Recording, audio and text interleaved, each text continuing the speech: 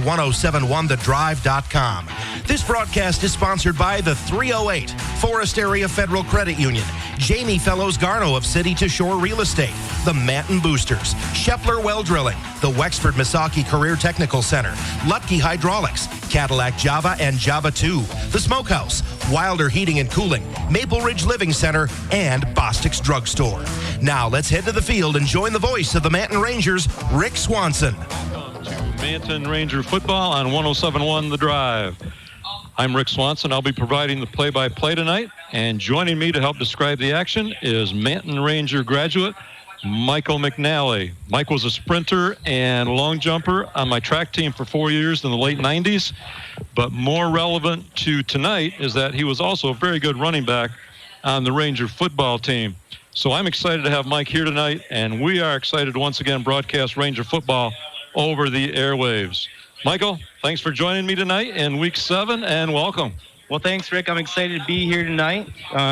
Looks like we're going to have a great football game, shaping up to be crowds are filling up, stands are filling up, and I think we're going to have a good game. All right. Our Cadillac station, 107.1 The Drive, has been and will be broadcasting all the Manton Ranger varsity games this season, home and away. So the next 2 Friday nights, you can catch Ranger football action right here on 107.1 if you're not able to get out and attend those games. And if playoff action follows, we'll be there also. All games are at 7 o'clock, and our pregame begins about 6:40. Well, tonight, Mike and I are at Pine River High School with 2 teams who have identical records, and they are tied for 3rd place in the Highland Conference behind Lake City and McBain. Historically, these 2 first played in 1970, and this is the 34th meeting with Manton holding a 17-16 advantage in the series. Last season, Manton won an offensive showdown by the score of 53-45, and I don't know if you remember that game, but there were 11 consecutive possessions that resulted in touchdowns. But, Mike, I don't think we're going to see that kind of offensive output tonight. I would expect better defense by both these teams, and plus we got slippery conditions out there. Yeah, we got some real slippery conditions out here tonight. The rain is going to play a definite factor. Not much wind, but the ball's going to be slippery, that's for sure. The Pine River Bucks had a rough time last year. They finished 1-8. A year after winning the Highland Conference and advancing to the state semifinals. But they have bounced back very well, and they're currently 4-2 overall, 2-2 in the Highland Conference. Their victories are over Kalkaska, Hesperia, Everett, and Beale City, with their 2 losses the last 2 weeks to McBain and Lake City. The loss to McBain was by a score of 12-7, and that impresses me after we saw McBain kind of manhandle the Rangers last week. Pine River comes into this game averaging 18 points a game. They're giving up just 13 points a game, Mike. Yeah, I think Manton's going to dial it in tonight and try to recover from last week, dial in their defense. I know that they had a few key injuries that kind of probably help support that win for McBain last week, but I think we should have a good game tonight. Well, on the other hand, the Rangers, having gone 4-5 a year ago, began this season with many changes in personnel, and of course we have the new head coach.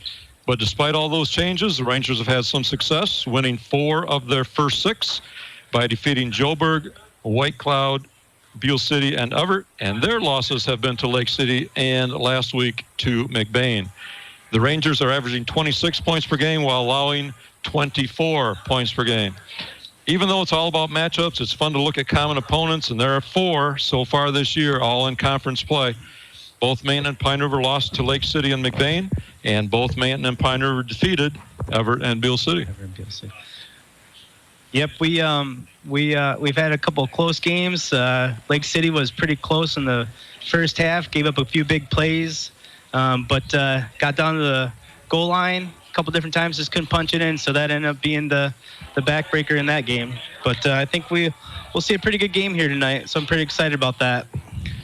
You are listening to 107.1 The Drive, which, along with area sponsors, has stepped up to put Manton Ranger football on the air this fall. We wish to thank the sponsors who have made this possible. They are Lutke Hydraulics and Forest Products, Forest Area Federal Credit Union, Wexford Misaki Career Tech Center, the Smokehouse located on 13th Street in Cadillac, Shepler Well Drilling in Manton, Java and Java 2 of Cadillac, the 308 Pub and Grill in Manton, Manton Boosters Club, Wilder Heating and Cooling, Maple Ridge Living Center, Jamie Fellows Garno City to Shore Real Estate Office in Manton, and Bossick's Drugstore, also in downtown Manton. If you get a chance, please visit these businesses and thank them for supporting the Rangers and maybe give them some business as well. Without them, of course, we have no Ranger football on the airwaves. We're going to take just a real short timeout. We'll go back to the studio, and Aaron will bring us back here. We'll talk about the key players that are going to play a part in this ballgame tonight and look at what the coaches are expecting as well. We'll be back here in 30 seconds. Manton Athletic Boosters Club is a proud supporter of the Rangers Athletics and would like to wish the best of luck to all our fall Manton Ranger sports teams. And go Rangers! Knowledge of the business, safety, dependability, and professionalism is what you'll get from Scheffler Well Drilling of Manton. Scheffler Well Drilling is a proud community supporter and would like to wish the Manton Rangers good luck in this year's sports season. When you need an assisted living center you can trust to treat the person you cherish most like family, trust Maple Ridge Living Center. Maple Ridge Living Center is a 26-bed assisted care facility on M55 just east of Lake City, offering 24-hour care to meet the daily needs of their residents and give their families peace of mind. With a second 20-bed location coming in the spring of 2019 on Mackinac Trail in Cadillac. Call for a tour, 231-839-1011. That's 839-1011. Maple Ridge Living Center, just east of Lake City. Welcome back to Pine River High School. Rick Swanson along with Mike McNally, and we've got a Highland Conference varsity football contest between the Manton Rangers and the Pine River Bucks for you tonight. And also here, Pine River's having their homecoming this evening. Kind of a terrible night weather-wise for homecoming, but nonetheless, it is homecoming here at Pine River. This is a huge game for both these teams if the playoffs are to be realized, and we will talk more about that at halftime tonight. Pine River 1-8 a year ago. They come into the game 4-2 overall, 2-2 in conference play, tied with these Rangers for third place. First, we'll take a look at the Pine River personnel. They do have some key people returning from a year ago and several standout performers. Probably the best athlete on the team is senior running back Elijah Lewis. He has over 500 rushing yards on the year and 7 touchdowns, 6 by run and 1 a receiving touchdown. And I might add that against Hesperia, he had 6 of those 7 in one single game. Since then, only 1. I think it served a notice to other schools. Better pay attention to Elijah Lewis. Also, junior fullback Brock Nelson, he has approximately 300 rushing yards on the year and 5 touchdowns. He has gone over 100 yards twice. Senior quarterback Luke Hill, a dual threat. He passes the ball at 50% completion rate. He's 18 for 35 on the year for 300 yards and 1 touchdown. But as a threat to run, he has over 300 yards and also a touchdown. In fact, in one game, he ran for 21 carries. So he is certainly one you also have to watch for carrying the football. Top receiver as a wideout is junior Lane Rupert. Now, look at the Rangers. Manton last qualified for the playoffs in 2014. The Rangers finished last season with a 3-game winning streak to finish 4-5. A lot of new names in the lineup this season, and they have shown great potential and a willingness to work hard and not give up. Manton comes in tonight, 4-2 overall, 2-2 in the Highland Conference, just as Pine River does. And Mike, who should we look for from the Rangers tonight? Well, Jacob Hahn, he's a dual threat. He's done it on the ground and through the air this year. He's got 3 touchdowns in the air with over 400 yards and 500 yards on the ground with 6 touchdowns. So you got to watch out for him in the air with his arm and on the ground. He's going to be something to watch tonight. Also, we got Nick Dunham. He's been quite the leading rusher for the Manton Rangers with 7 touchdowns, 1 receiving touchdown, 1 kickoff return for a touchdown. Trent Grover's been adding some help in the backfield with 2 rushing touchdowns. Wide receiver, newcomer to the football team this year, Isaac Radin, who's done an outstanding job from what I've seen with 2 touchdowns, 1 receiving and 1 running. And then you got some senior leadership with Trevor Slonny, 3 touchdowns, and probably be carrying the ball a little bit tonight because his ankle is still a little touch and go from what I've heard. Right. You are listening to 107.1 WCKC in Cadillac. This is Rick Swanson along with Michael McNally from Pine River High School, and we've got an important Highland Conference contest between these Rangers and Bucks. We are just a few minutes away from the anthem and the start of the game. So, Mike, let's take a look at the coaches and some of their thoughts going into tonight's ball game. First, for the Bucks from Pine River, their head coach, Terry Martin, is in his 5th year as the head coach. Doesn't throw the ball a large number of times, usually about 6 or 7 passes a game, and only has 1 passing touchdown all year. They want to utilize that great team speed they have and keep the ball on the ground. They have a very quick offensive backfield. They run lots of motion in the backfield, and the Rangers will have to closely follow the ball. They will run a spread offense, as do the Rangers. They have very good depth on this team. Experienced group. Last year, probably one of the big reasons they went 1-8 is they didn't have experience. But they have 12 seniors on this team this year, and nearly the entire team is back from a year ago for the Bucks. Now, the Rangers head coach is Eric Solani. He's in his 1st year as the head coach after serving several years as an assistant in the program. And assistant coaches for the Rangers this year are Tom Skyver, Alex Lutke, and Adam Coleman. Michael, how about Coach Solani? Coach Solani brings some intensity to the game. He brings some intensity to the game, and he's got a good coachable group here. You know, it's exciting to see what he's done in the 1st year with this program, and I'm excited to see what he does in the years to come. But looks like it's going to be a pretty good up-tempo, no huddle. That's what he likes to do. He runs good balance. You know, it's going to be exciting to see. Defense is much improved from last year. Backfield, defense, passes well. It's going to be something. We should be in for a good show tonight. And as always, Coach Solani's #1 goal is to have each player do his job on every play, and that's what he looks for throughout a ball game. Well, we're in Pine River tonight, kind of a cold, rainy night. Pine River Band out on the field. They'll be presenting the anthem here in a moment, and it is homecoming at Pine River tonight, so probably a bigger turnout in the stands than it would be considering the bad weather, but we've got a lot of people here, Mike, ready for this ball game. We'll take advantage of this opportunity to let you know that the band will be performing. The marching band is turning now to face the flag. The teams are lining up and getting ready for our national anthem. You are listening to 107.1 The Drive.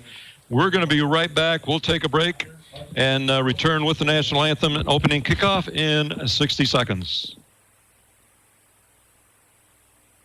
Lutke is the right combination of experience, service, knowledge, and old-fashioned honesty. By providing a full range of forestry equipment services through 3 strong divisions, Lutke Equipment, Lutke Hydraulics, and Lutke Forest Products. Lutke can offer their customers the very best service, price, and always top quality products from a company that knows the challenges that loggers face every day. They offer the top brands with a full line of steel products, Traeger grills, and a full-service hydraulic and machine shop for all of your everyday needs. Open Monday through Friday, 8 to 5. Call 231-824-9506.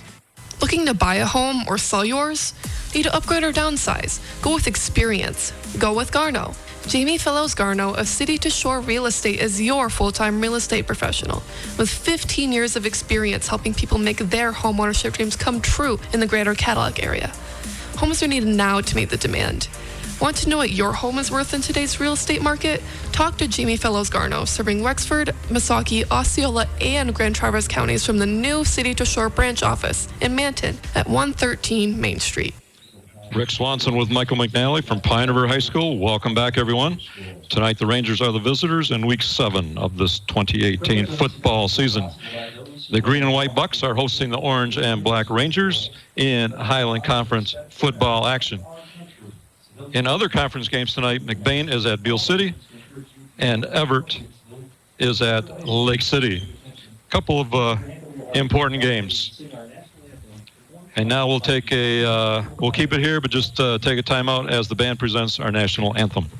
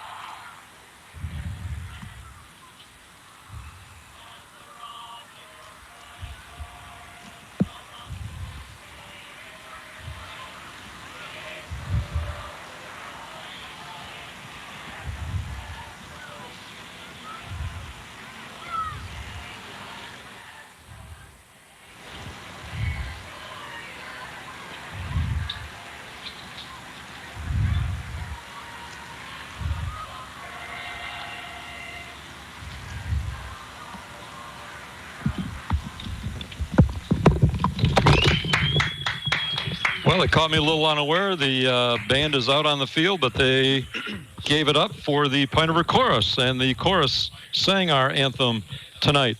As I was saying, Mike, in other conference games tonight, McBain is at Beale and Everett is at Lake City. Yeah, Lake City with a win to clinch conference championship outright for the second year in a row. They got a good bunch of ball players over there, and they've been doing a fantastic job this season. McBain could get there with a challenge from Beale City this year, but Beale City's been had a little bit of a rough season this year, so we'll see how that game turns out. Should be pretty exciting football here tonight. Stay with us tonight at halftime when we will give you a recap of the scoring and statistics from the first half as always. We will analyze the first half. We'll give results from the JV contest last night, and we'll look ahead to second half action also. We will also be talking about playoff scenarios for 4 of the Highland Conference schools.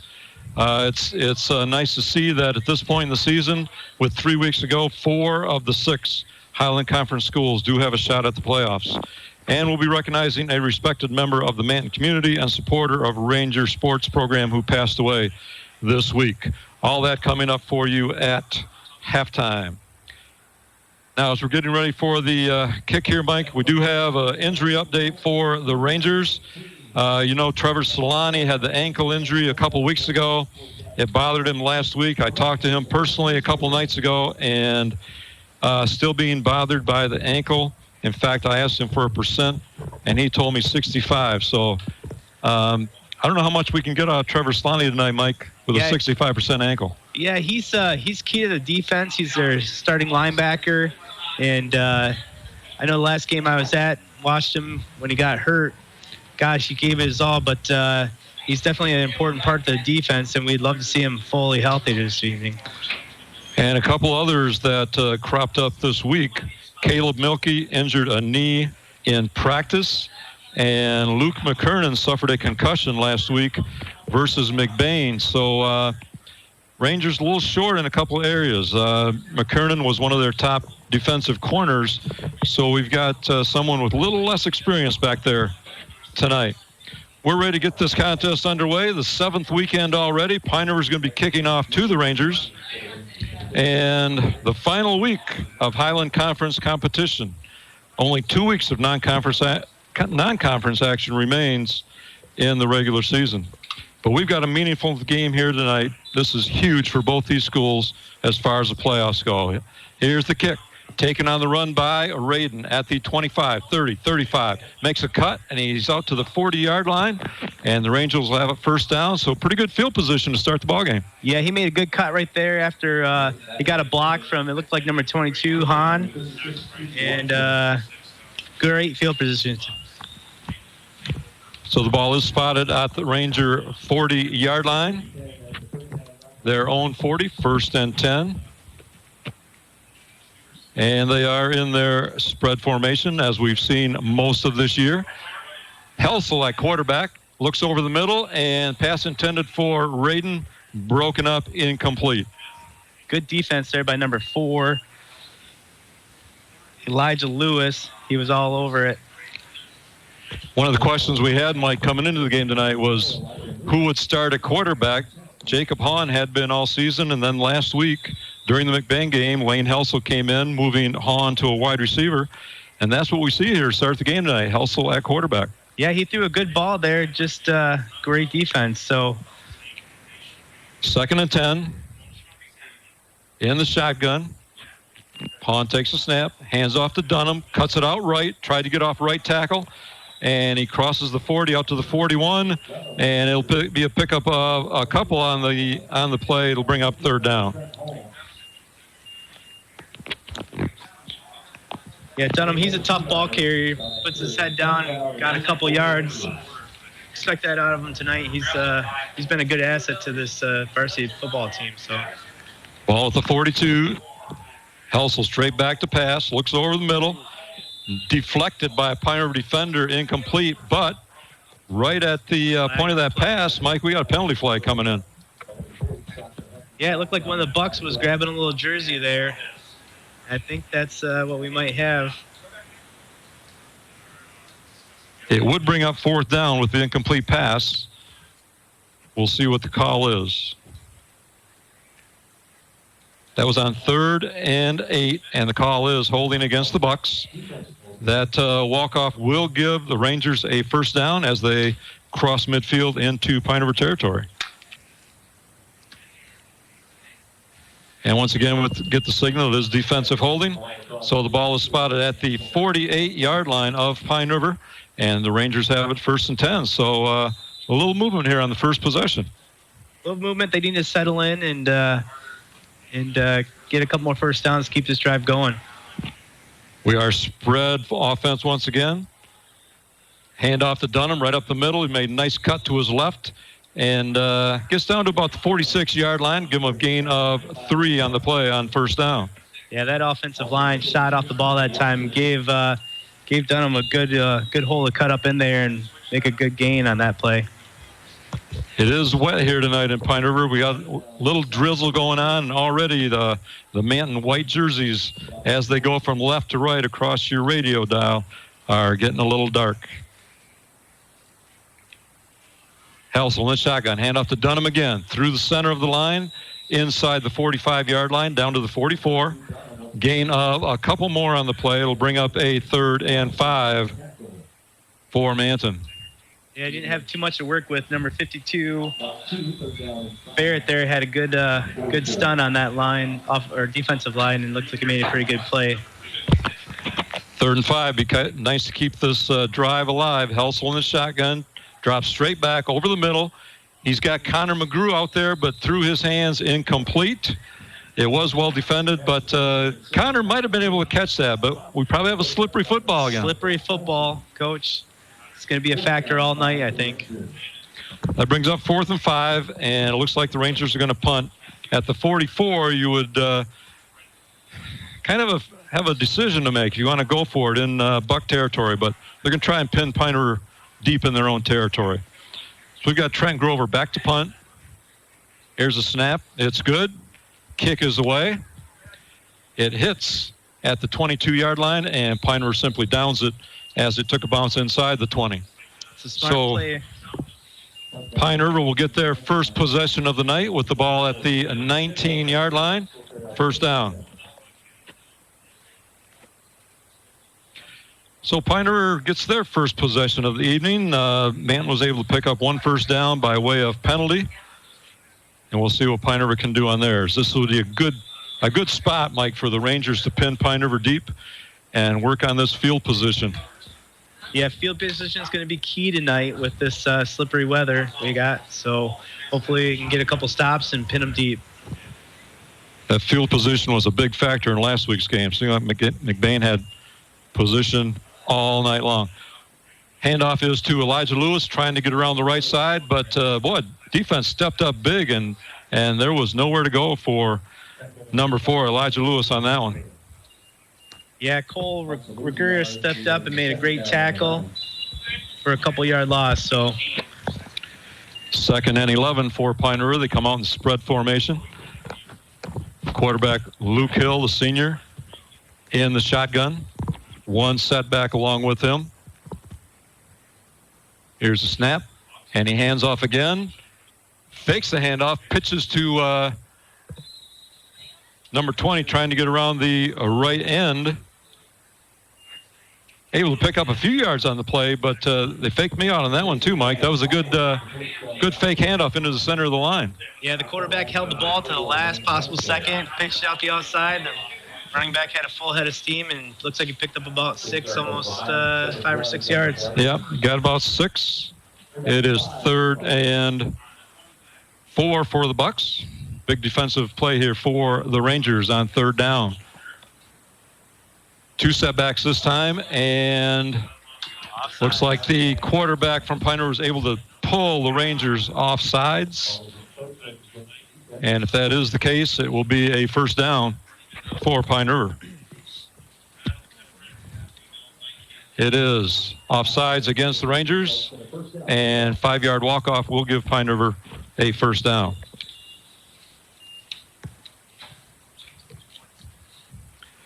So the Bucks have it 1st and 10. Ball on the 30-yard line of Pine River. In the shotgun, Luke Hill takes a snap, fakes handoff, drops back to pass, looking deep down the right sideline, and he had a receiver out there, hit his hands, but then bounced off his hands, out of bounds, incomplete pass to bring up 2nd and 10. Yeah, Luke Hill threw a great ball right there. Decent coverage. The guy had a pretty good step on the Ranger, just off his hands, off his fingertips, and out of bounds.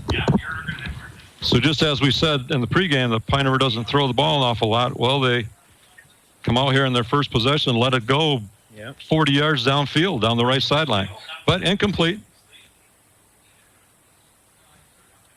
We actually have a penalty, Mike. Oh, I missed that one. I didn't see the flag on that one, but they've walked off 5 yards against Pine River, and it's going to remain first down. It'll be first down and 15 for Pine River, ball at the 25-yard line. Hill in the shotgun, takes a snap, and he's dropped for a loss. Ball did go on the ground, but haven't had any indication that Manton.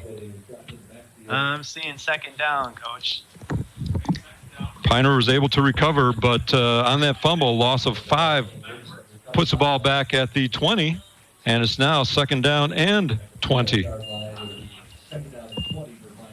Well, we had great penetration on the defensive line there by the Rangers, and really messed up that timing for the Bucks there.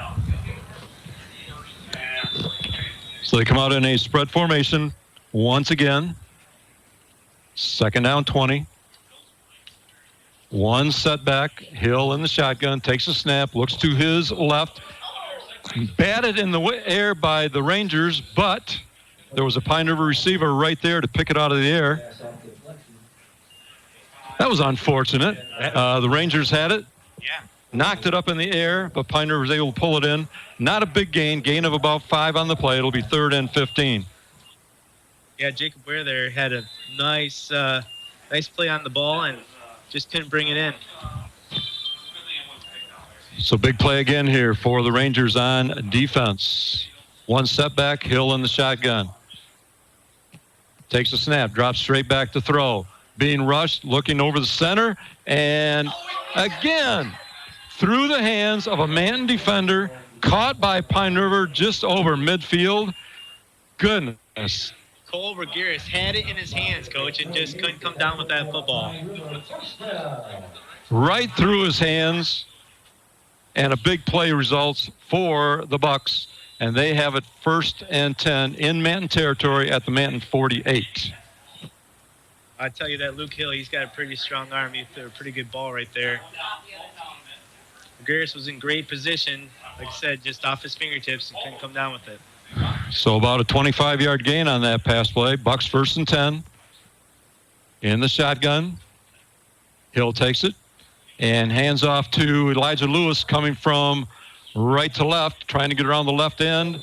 Knocked out of bounds in the mud right down in front of us at the 44-yard line. We'll give him a gain of 4 on the play.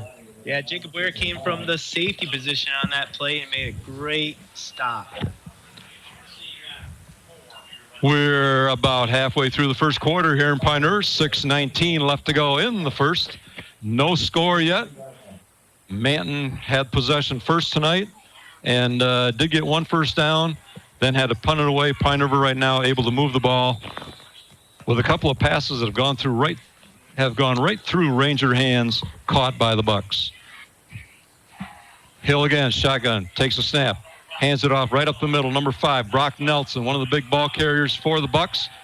Strong fullback, and he picks up about 15 before the Rangers can corral him. And I don't know if they ever did bring him down, but he's a strong runner. He's a strong runner. He was stopped on forward progress there, but the Bucks offensive line got off the ball on that play, and he had some running room for sure.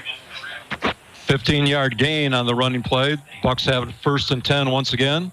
Ball on the Ranger 32-yard line. Bucks going right to left. Hill in the shotgun, 2 setbacks, takes a snap. Hands off again, up the middle.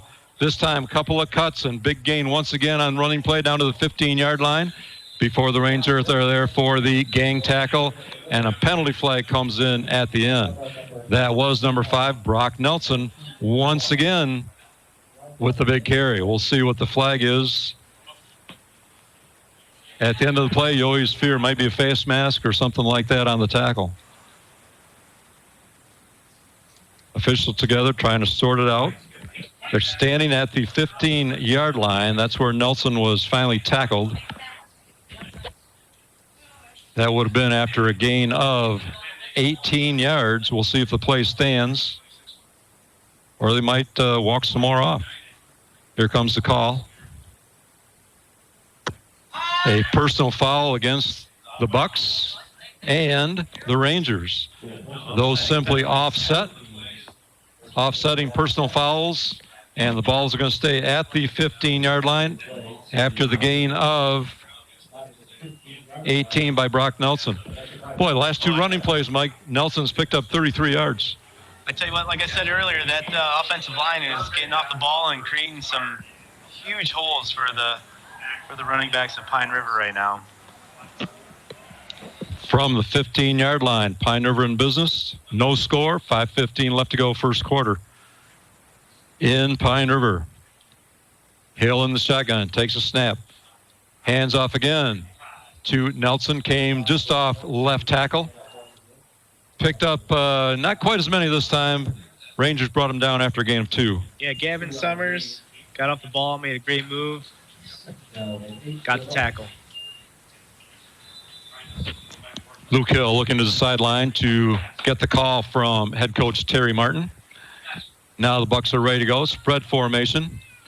Spread the entire width of the field. In motion comes Lewis. Hill takes it, hands off to Nelson right up the middle once again. That's 4 times. 4 consecutive plays. Hand off to Nelson up the middle. This time the defense is there after a short gain.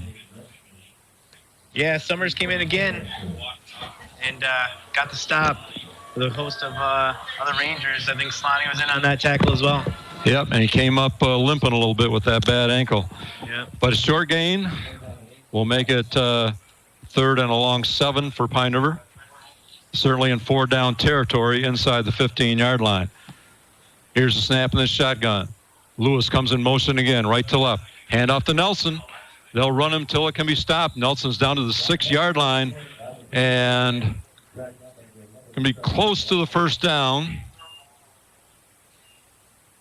Looks like it might be just a little bit short, but they are at the 6-yard line, 3rd and 2, or that's 4th down. 4th down now, 4th and 2.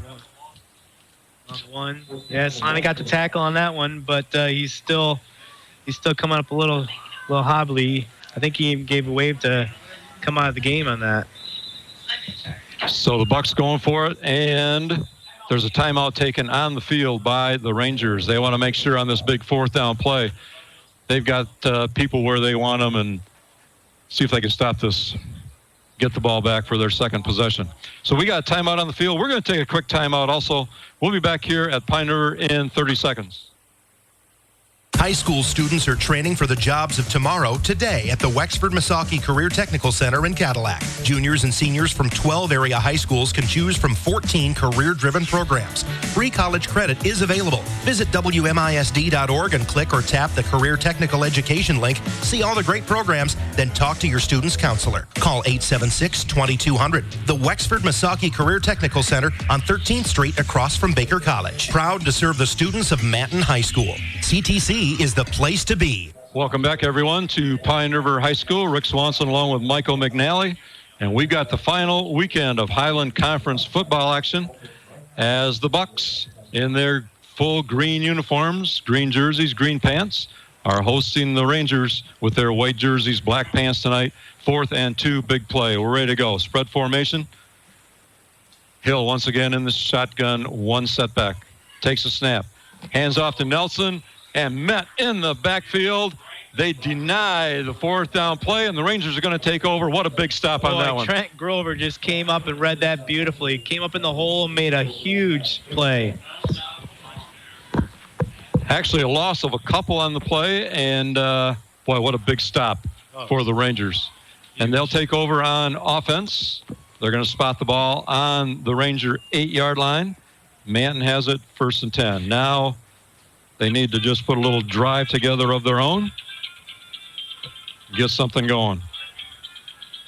Back to pass in the end zone. Helsel loses the ball, falls on it in the end zone, and that is going to be a safety. Lane Helsel, quarterback, moved back into the end zone, rolling to his right to try to make the pass, lost the handle, and simply fell on it. Pine River's there to secure it, and Pine River gets on the board first, 2-0 with the safety. Boy, he had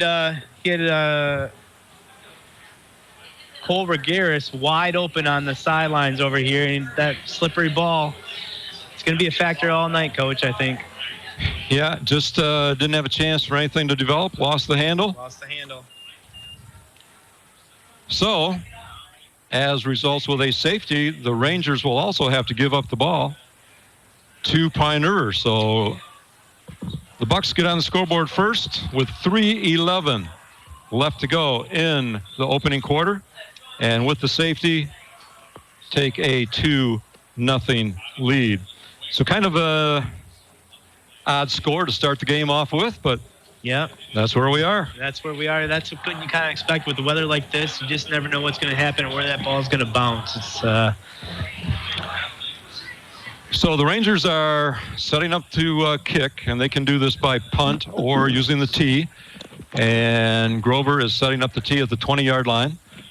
And this, from the 20, could result in good field position by the Bucks. We'll see what the Rangers can do here with the kick and with the tackle. Here we go. Kick is in the air, end over end, taken at the 44-yard line, midfield, 45 of the Rangers. Inside the 45, good power running from Pine River down to the 32-yard line before the Rangers can bring him down. Yeah, Jacob Ware came up, made a nice stop on that play. He had a full head of steam. He was heading hard.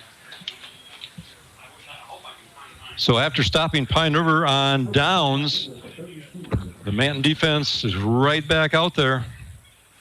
The Bucks have it 1st and 10 on the Manton 32-yard line. They come out in spread formation. Formation is very similar for both these teams tonight. One setback, Luke Hill from the shotgun. Takes a snap, keeps it himself, right up through the center, and picks up big yardage before the Rangers can bring him down. Takes it from the 33 down to about the, see Wheeler spot it, the 17 is going to give the Bucks a 16-yard pickup. And that's quarterback Luke Hill just on a keeper. Yeah, he had a good fake there. Kind of got flow going to the right side and end up with a pretty good gain on that one.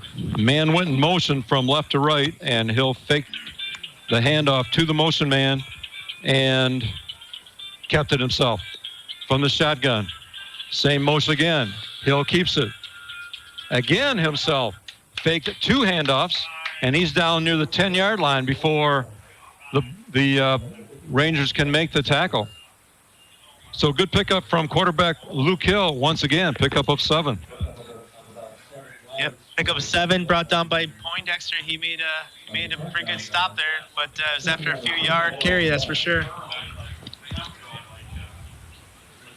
Pine River on the move. The ball is just outside the 10-yard line. 2nd down, 7. Hill in the shotgun. Motion man left to right again. Takes the handoff, gives it to Lewis coming from right to left. And he's got some blockers out there. He takes it into the end zone. Had motion in both directions that time. Elijah Lewis ends up with the ball and takes it the last 8 yards into the end zone for the Pine River touchdown.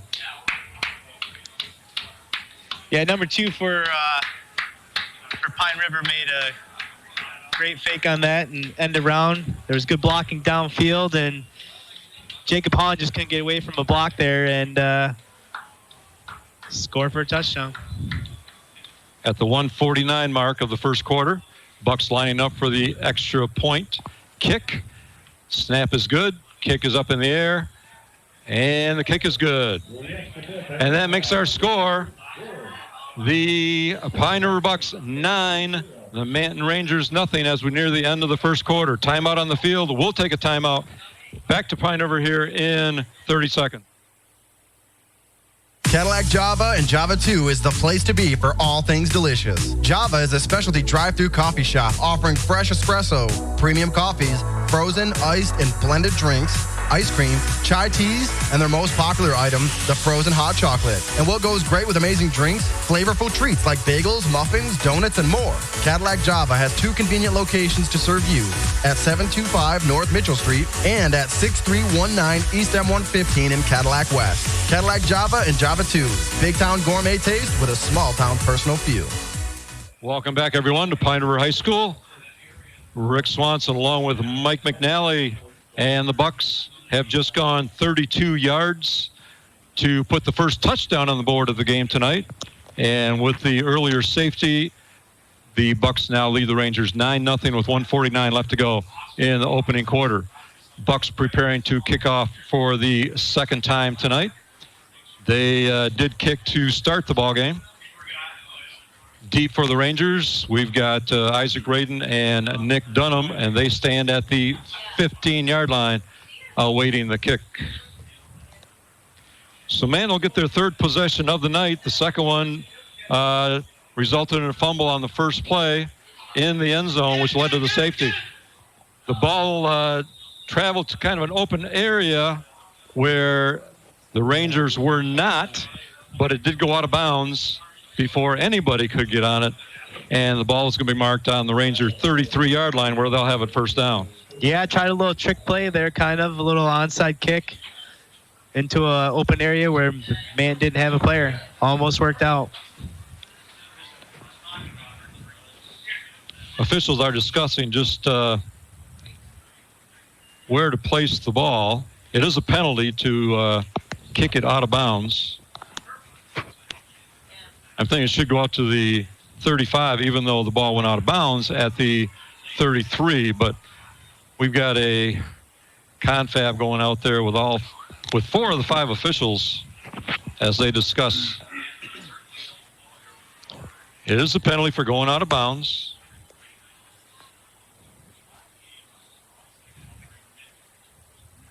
But looks like Man's going to take that penalty and force Pine River to kick again. So that's where we're going.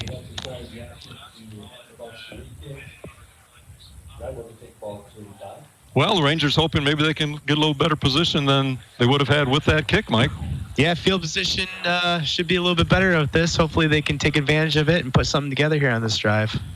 So still Dunham and Radin back to receive. After the 5-yard penalty, the Bucks will kick once again. 1:19 left to go, opening quarter, and the Rangers trail the Bucks 9-0. Pine River getting the safety just moments ago, and then scoring on a short field from 32 yards out on the touchdown. Well, first off, the officials put the ball right back at the 40, but now they take the 5-yard penalty, moving it back to the 35. Radin and Dunham still deep, but now they move up 5 yards as well. They stand at about the 20, awaiting the kick. And here we go once again. They come to the same area of the field, taken by Cole Regnaris at the 40, and went to his left across field, and then cut it up. Short gain, picked up maybe 3 on the return, but still good field position for the Rangers at the 43-yard line. Yep, good field position on that, so hopefully we can put together something here and put a drive together. From their own 43, the Rangers have it 1st and 10. They come out. First down, spread formation.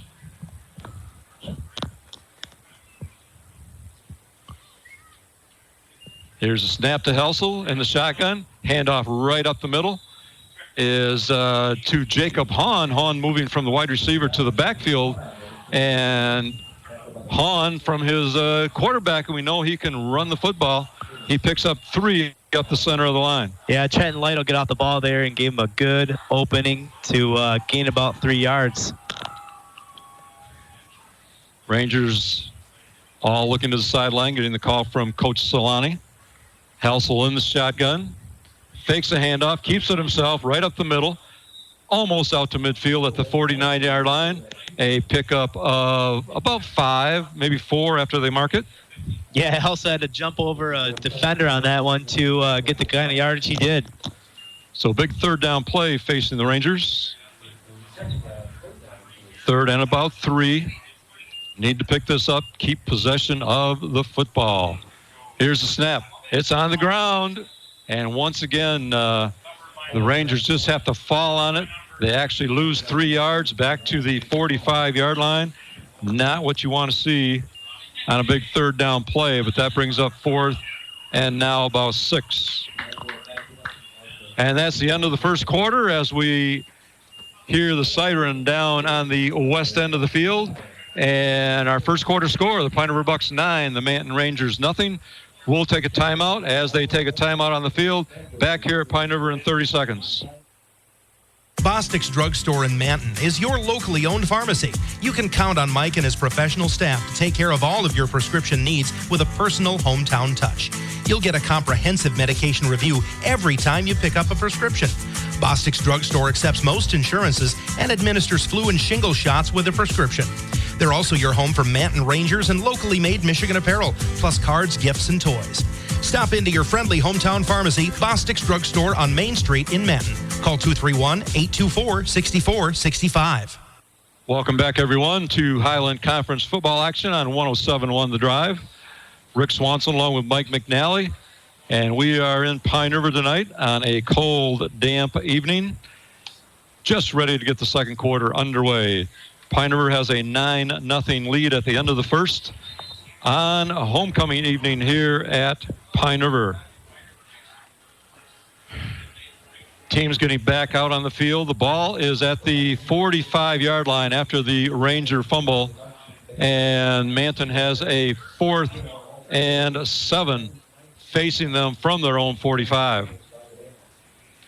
Boy, you would have liked to see a little sustained drive there, Mike. Keep the ball for a bit, but yeah, they've got to nice, give it right back to Pine River. But it looks like they're going. Yep, they are going for it. They are going for it. Nobody in punt formation. Trying to draw people offside. One Pine River lineman moved. No flag. So we may not get a snap here, and Manton will be happy. Maybe a delay of game. We'll see. They might have taken a timeout. We'll get the call here. Yep, timeout.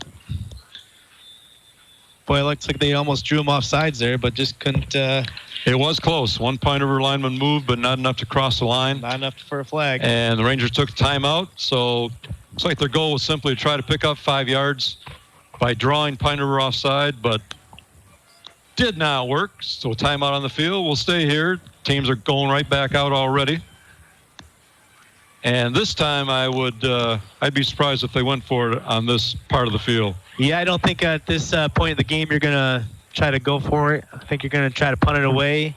Looks like he's got the wind at his back. Hopefully he can get it down there inside the 10 and change the field position game here. Trent Grover standing back at the 30-yard line, ready to take the snap and punt this ball away. So a 3 and out for the Rangers.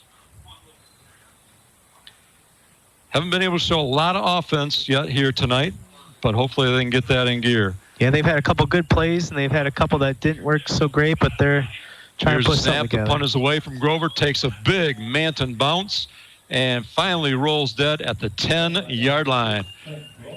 There you go. There's that field position. May not have been a pretty-looking punt, but, boy, was it effective. Effective punt.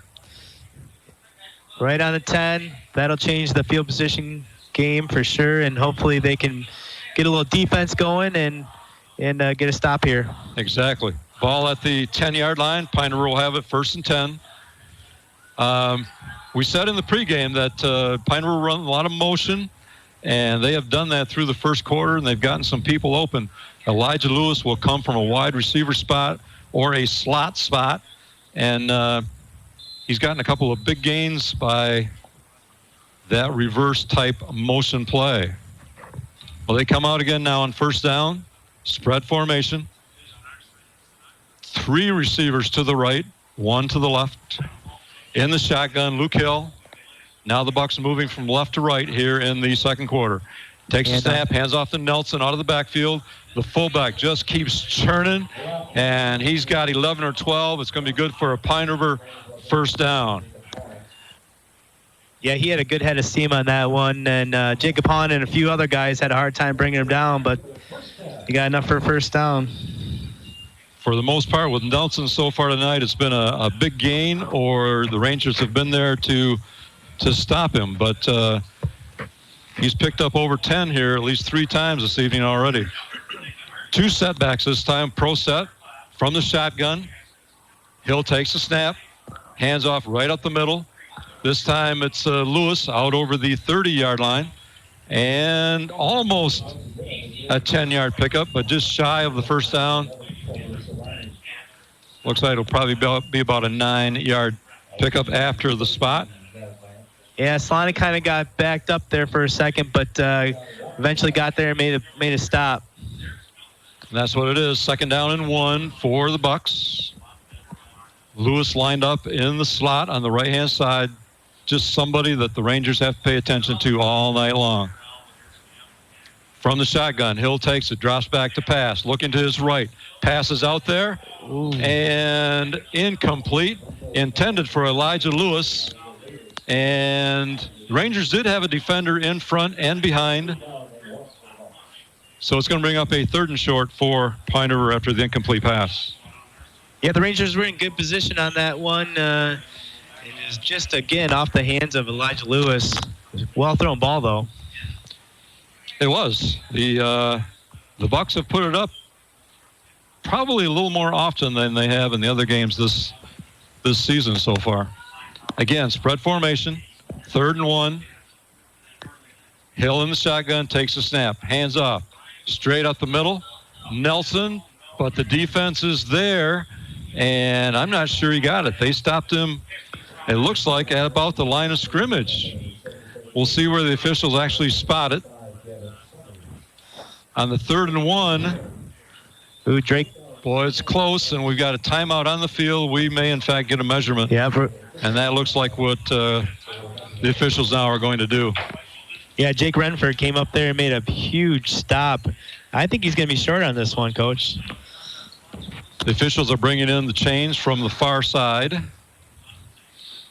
Pine River had to get to about the 31-yard line.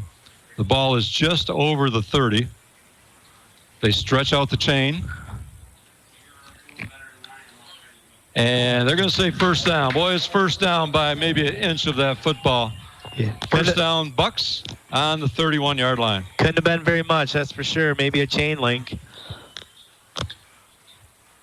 Boy, it looked like the referee had to get right down there and even get close to see if the ball was touching the stick or not. But nonetheless, first down, 10-16 left to go here in Pine River, 2nd quarter. 9-0, Pine River on top. First down play coming from the Bucks as they go left to right. Luke Hill at quarterback in the shotgun, 1 step back. Takes a snap, fakes the handoff, hands off to Lewis, coming around from the right side. He makes a cut back to the right side. He's got a lot of room down the right sideline. Nobody's going to get him. Elijah Lewis takes it into the end zone from 70 yards away for the Pine River touchdown. Wow. That was a little bit of a reverse there, and he made a great cut back against the grain, and there was nobody on the other side over here, Coach. He had a lot of room to run. No, he went in motion from his slot position on the right, and then once he got the ball running to his left, cut it all the way back the field and took it down the right sideline into the end zone. Now the try for extra point. 9:44 left to go. Snap is good. Kick is up. And it looks good. And that increases the Pine River lead to 16-0 over the Rangers with 9:44 left to go here in the 2nd quarter. Timeout on the field. We'll take a timeout. We'll be back here in 30 seconds. The Manton Athletic Boosters Club is a proud supporter of the Rangers Athletics and would like to wish the best of luck to all our fall Manton Ranger sports teams. And go Rangers! Knowledge of the business, safety, dependability, and professionalism is what you'll get from Shepler Well Drilling of Manton. Shepler Well Drilling is a proud community supporter and would like to wish the Manton Rangers good luck in this year's sports season.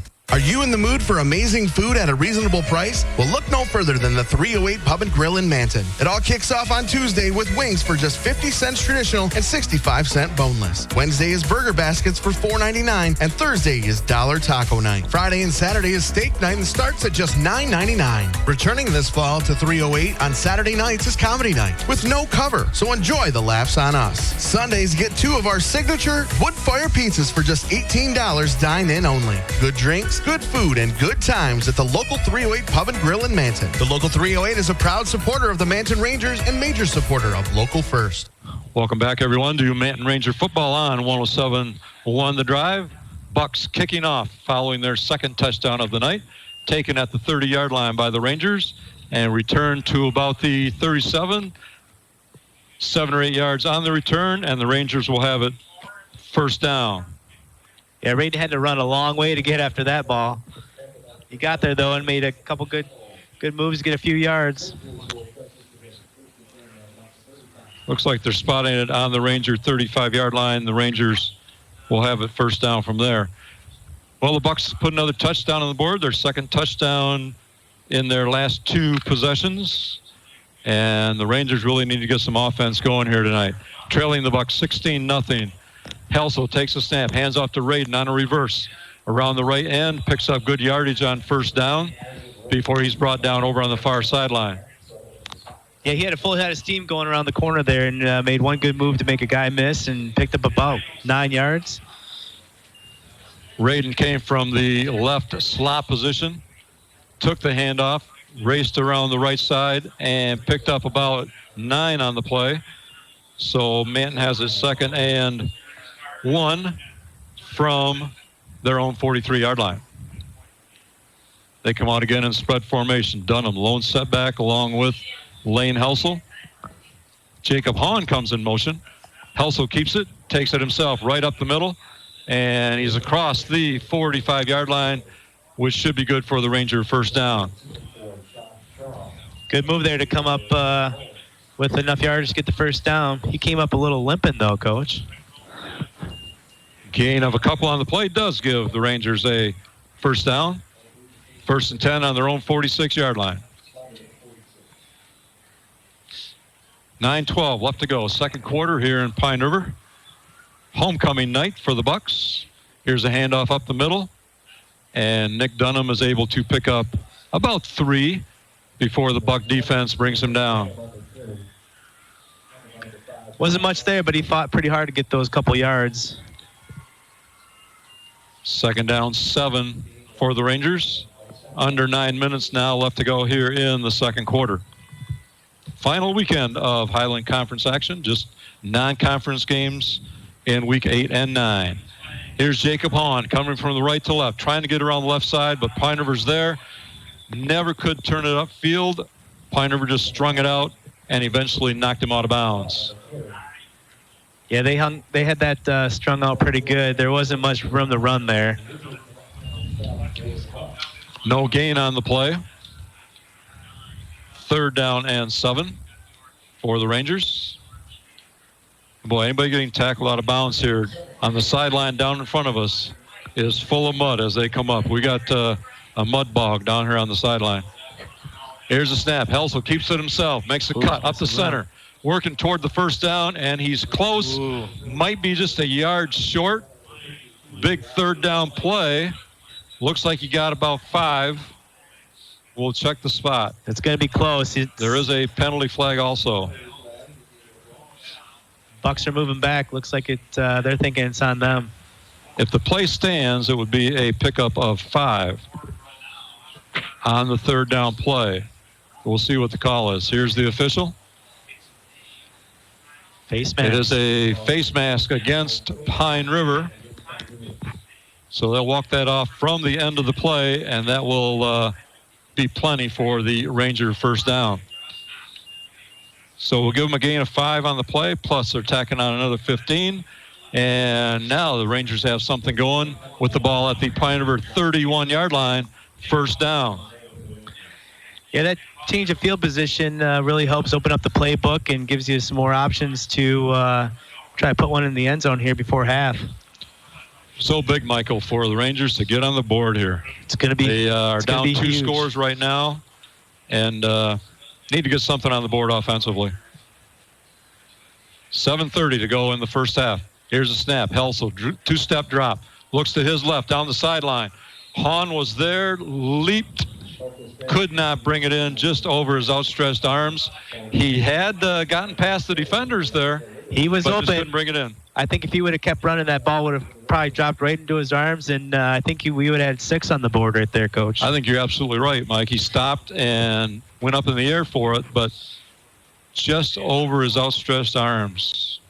Whereas if he had kept going, it might have fallen right in. 2nd and 10 for the Rangers. Again, ball at the 31-yard line of Pine River. Helsel in the shotgun.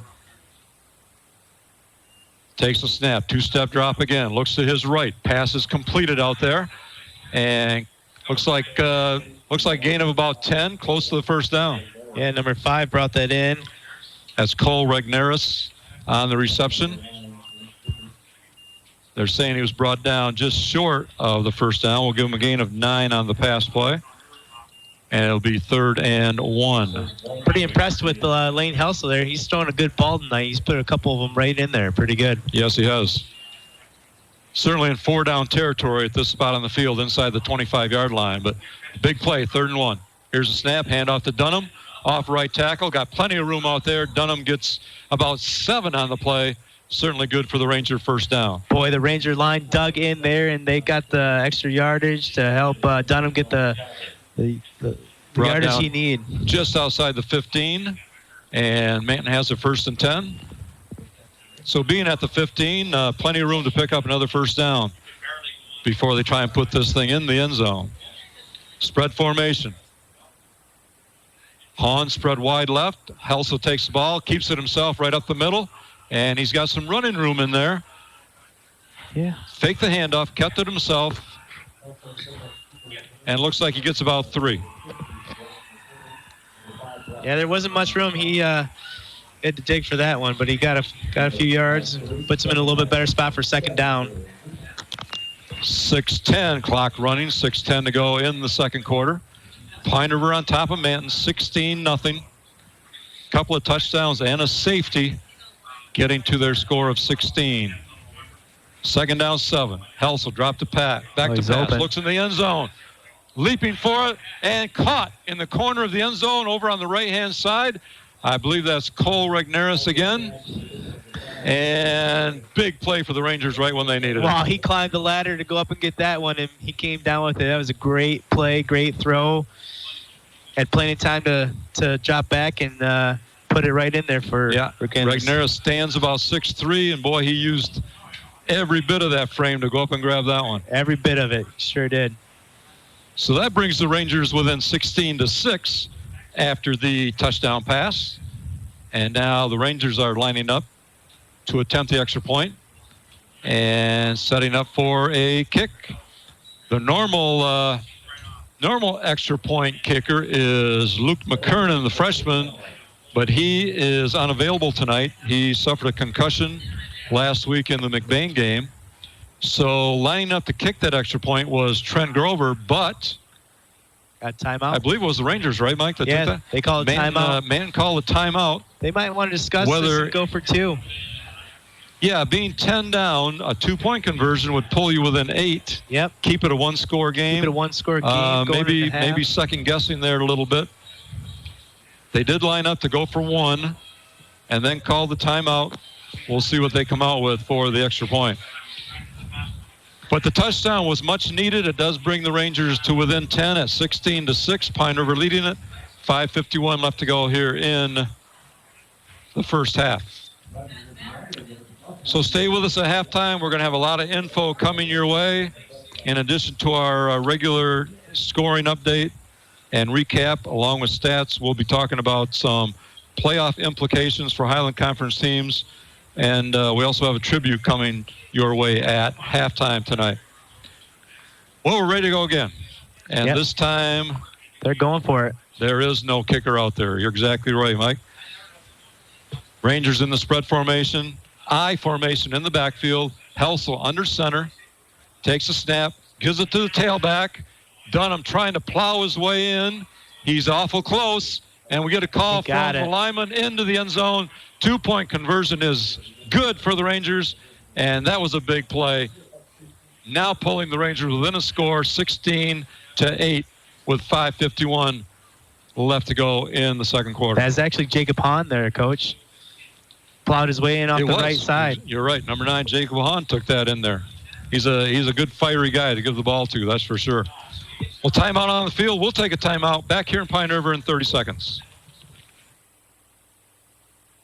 Wilder Heating and Cooling is a name you've come to trust when it comes to Amana high-efficiency furnaces, air conditioning systems, and heat pumps. They can provide quality service at a quality price with a 10-year labor and parts warranty and service all makes and models. Financing is available. Contact Wilder Heating and Cooling at 231-645-4822 or online at wilderhvac.net. Wilder Heating and Cooling is a proud local community supporter of the Manton Rangers. Welcome back, everyone, to Manton Ranger football on 107.1 The Drive. Rick Swanson along with Mike McNally. And the Rangers have just put their first score on the board for the night and have come within one score of Pine River with the Bucks leading at 16-8. 5:51 left to go until halftime. Yeah, they needed that score, Coach, to help get a little momentum going into half here. Big night here in Pine River. Homecoming festivities. The Rangers kick off. Ball just crosses the 40-yard line of the Bucks, and they fall on it there at their own 38, and they will have it first down. Well, the Rangers went to the sideline also. Mike not wanting to kick it deep. Yeah, it's a little bit of peculiar game strategy there, but that's what they went with, and we'll see if it pays out for them. First and 10, Pine River from their own 38-yard line. Spread formation as they come out of the huddle. Luke Hill and shotgun. We've seen this formation all night long so far. One setback. Slot man in motion. Fakes a handoff, gives off to Lewis. Lewis picking his way through the center. That was very much the same kind of attack that resulted in the touchdown. Same play they scored that long touchdown on, but the Rangers seen it coming this time, and it looks like they stopped them for about a 4 or 5 yard gain. Pickup of about 4 or 5 on the play. Second down, Pine River. From the shotgun. Lewis in motion once again, right to left. Hill takes a snap. Hands off to Nelson up the middle. And Solani shot in that time and got a nice stop. Boy, he shot the gap and got a huge stop on that play. Tackle made for no gain, but a penalty flag came in right at the end of it. And we've got holding against Pine River. It's going to back them up here and put them in a little bit different position than they were with the 2nd and 5 to go. Yeah, there was no gain on the play, but rather than bring up 3rd down and relatively short, Coach Solani decides to go with 2nd and long and accept the penalty. So Pine River now has its 2nd and about 18. The ball is back at the 32-yard line of the Bucks. They come out in their spread formation once again. Hill takes a snap. Ball on the ground. The exchange was not made. Hill tried to hand off to Brian Fauble, who was going in motion from left to right. Never made the exchange. Ball on the ground, and a big loss for the Bucks. Huge loss. It's going to put it like 3rd and a mile. So we'll give them a loss of about 7 on that particular play. And Pine River has it about 3rd and 20. Ball back at the 25-yard line. Clock running, 4:20 left to go, second quarter here in Pine River. Spread formation. Big play for the Manton defense. Just can't give up a big one. Hill takes a snap, drops back to pass, looking over the middle, wings it out there, and it's caught across midfield. And that is going to be good for a Buck first down. Rupert came down with that one. He had two Rangers right around him. That's Lane Rupert, and that picked up about 22 yards. Somehow he came down with it. Wow. Rangers were there. Rangers were there. They could not get a hand on it. Rupert out-jumped him, went up and grabbed it. And what a big play for the Bucks. Boy, you hate to see that. We got him backed up 3rd and 23. 3rd and long. The Bucks pick it up. Now 1st and 10 in Manton territory at the 48. Lewis goes in motion again. Fakes the handoff to him. Give it to Nelson. Nelson off left tackle. And he's got good yardage. They're going to mark it down to the 42-yard line. Number 52 we'll check the spot. We'll give him a gain of 6 on the play. And brings up 2nd and 4 for Pine River. Clock running, 3:23 left to go, second quarter. Very important for the Ranger defense. Keep them out of the end zone here, Mike, before halftime. This is going to be huge. They need to get a stop here, though. Here's the snap. Gives to the motion man. Lewis makes a cut, working his way to the right sideline. Now cuts back to the left. And he picks his way down inside the 30-yard line before the Rangers can bring him down. And that's going to be another first down. Boy, the key to that play was number 9, Rupert, downfield blocking. Just totally opened up the right side there for him. Gain of about 18 on the play. Ball is spotted at the 28-yard line. Pine River marching down the field. 1st and 10. Spread formation. Hill in the shotgun. Lewis goes in motion again, right to left. Fakes a handoff to him. They give to Nelson. Nelson trying to get off left tackle. Stop for no gain on the play by the Ranger defense that time. Yeah, Slonny came shooting that gap and came up and made a great stick for a stop of no gain. 2nd down, 10 for the Bucks. 2:25 left to go in the first half. Checking the call from the Bucks sideline. And now Pine River ready to go. Spread formation in the shotgun is Hill. Takes a snap. Keeps it himself. Fakes the handoff. Kept it himself. Down to the 20-yard line before brought down by Oregnorus. It's going to be just short of that first down.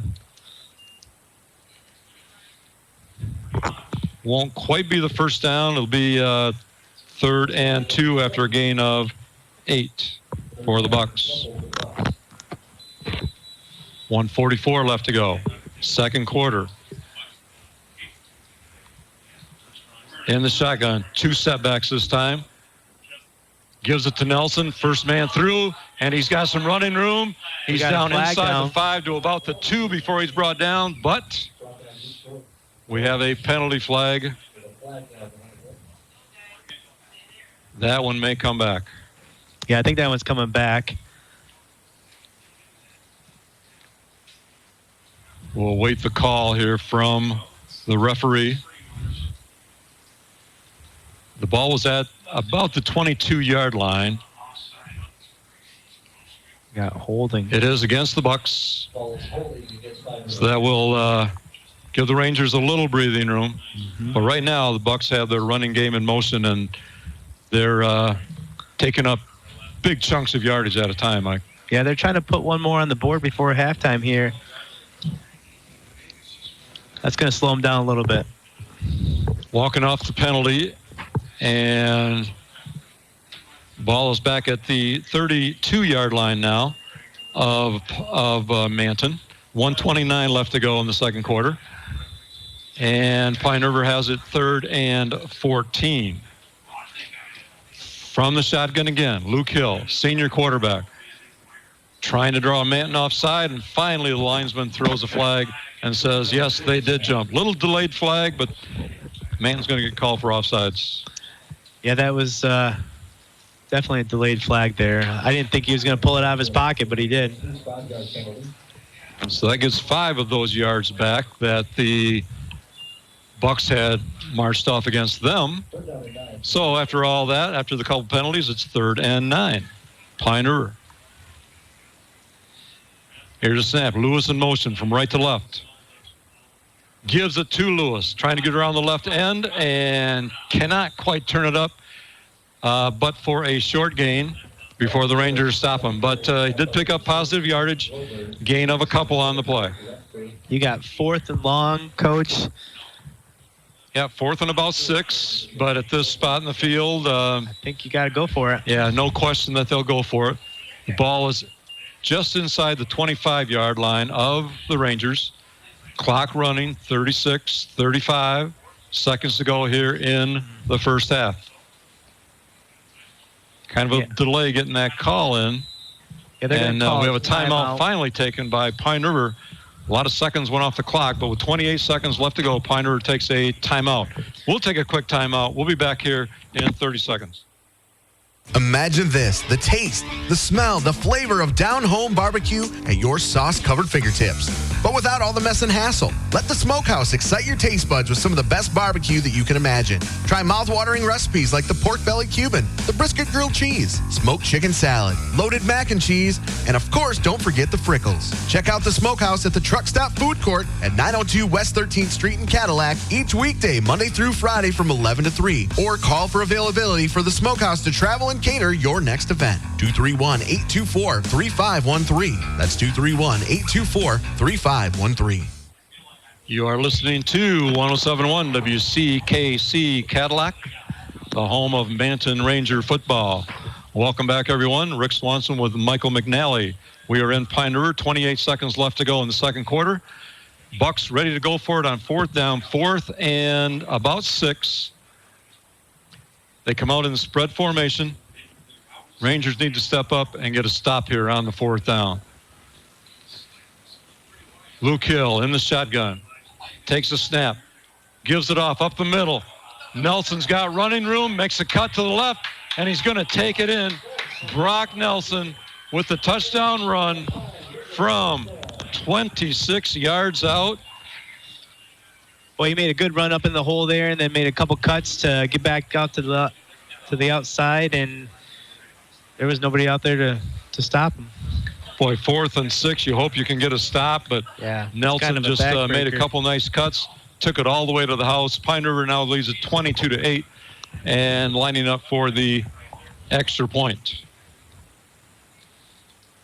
Snap is good. Kick up and low kick, but it is also good.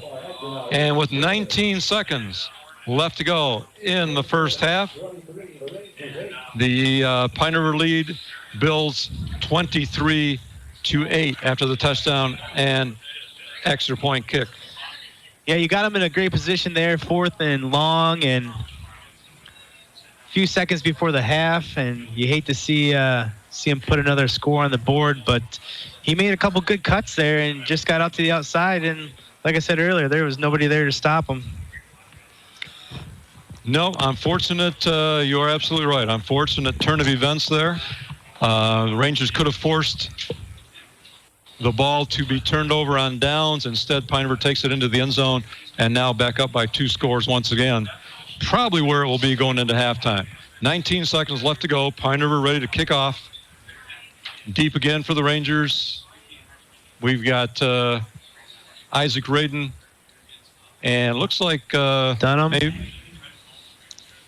Maybe Regnerus over there instead of Dunham. But as we said, some of these uniforms getting a little muddy. Getting a little muddy, a little tough to see some of those numbers. Pine River kicker just putting the ball flat on the ground, not going to be attempting to kick this one deep. Avoiding any return. Here's the kick, just along the ground, low kick, hits the Rangers in the knee. They simply fall on it at the 34-yard line, where Manton will have it first down with just 17 seconds left to go in the first half. So do you pull out the trick, or do you just take this thing into halftime and regroup? Michael, what do you think? Well, I think you take it into halftime, you calm the troops down, regroup a little bit, come out ready to go in the second half. But we'll see what Coach Sloney's got up his sleeve. He may try to pull one out here. Well, we'll see. They've got time for at least a couple of plays. Well, Helson's been throwing a good ball, so Rangers ready to go. First down play.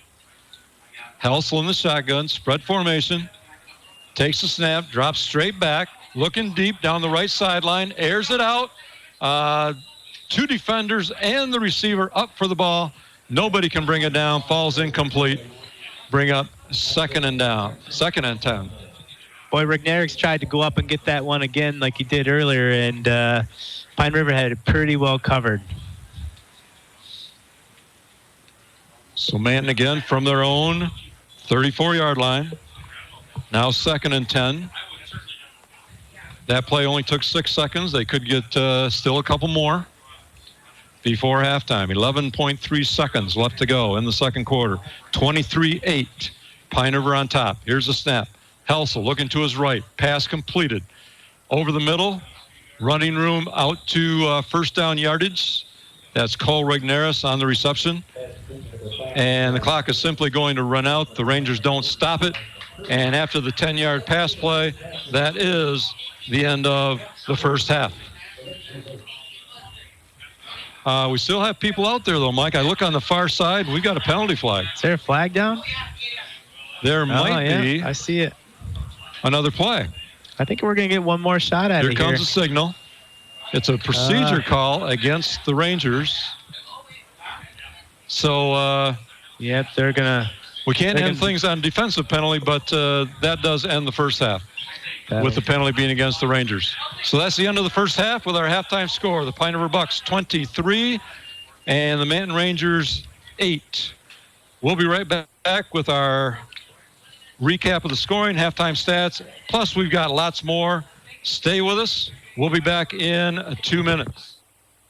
As consolidation and mergers keep shuffling bank control from corporate boardroom to faraway corporate boardroom, Forest Area Federal Credit Union hasn't lost sight of why they're in business. You.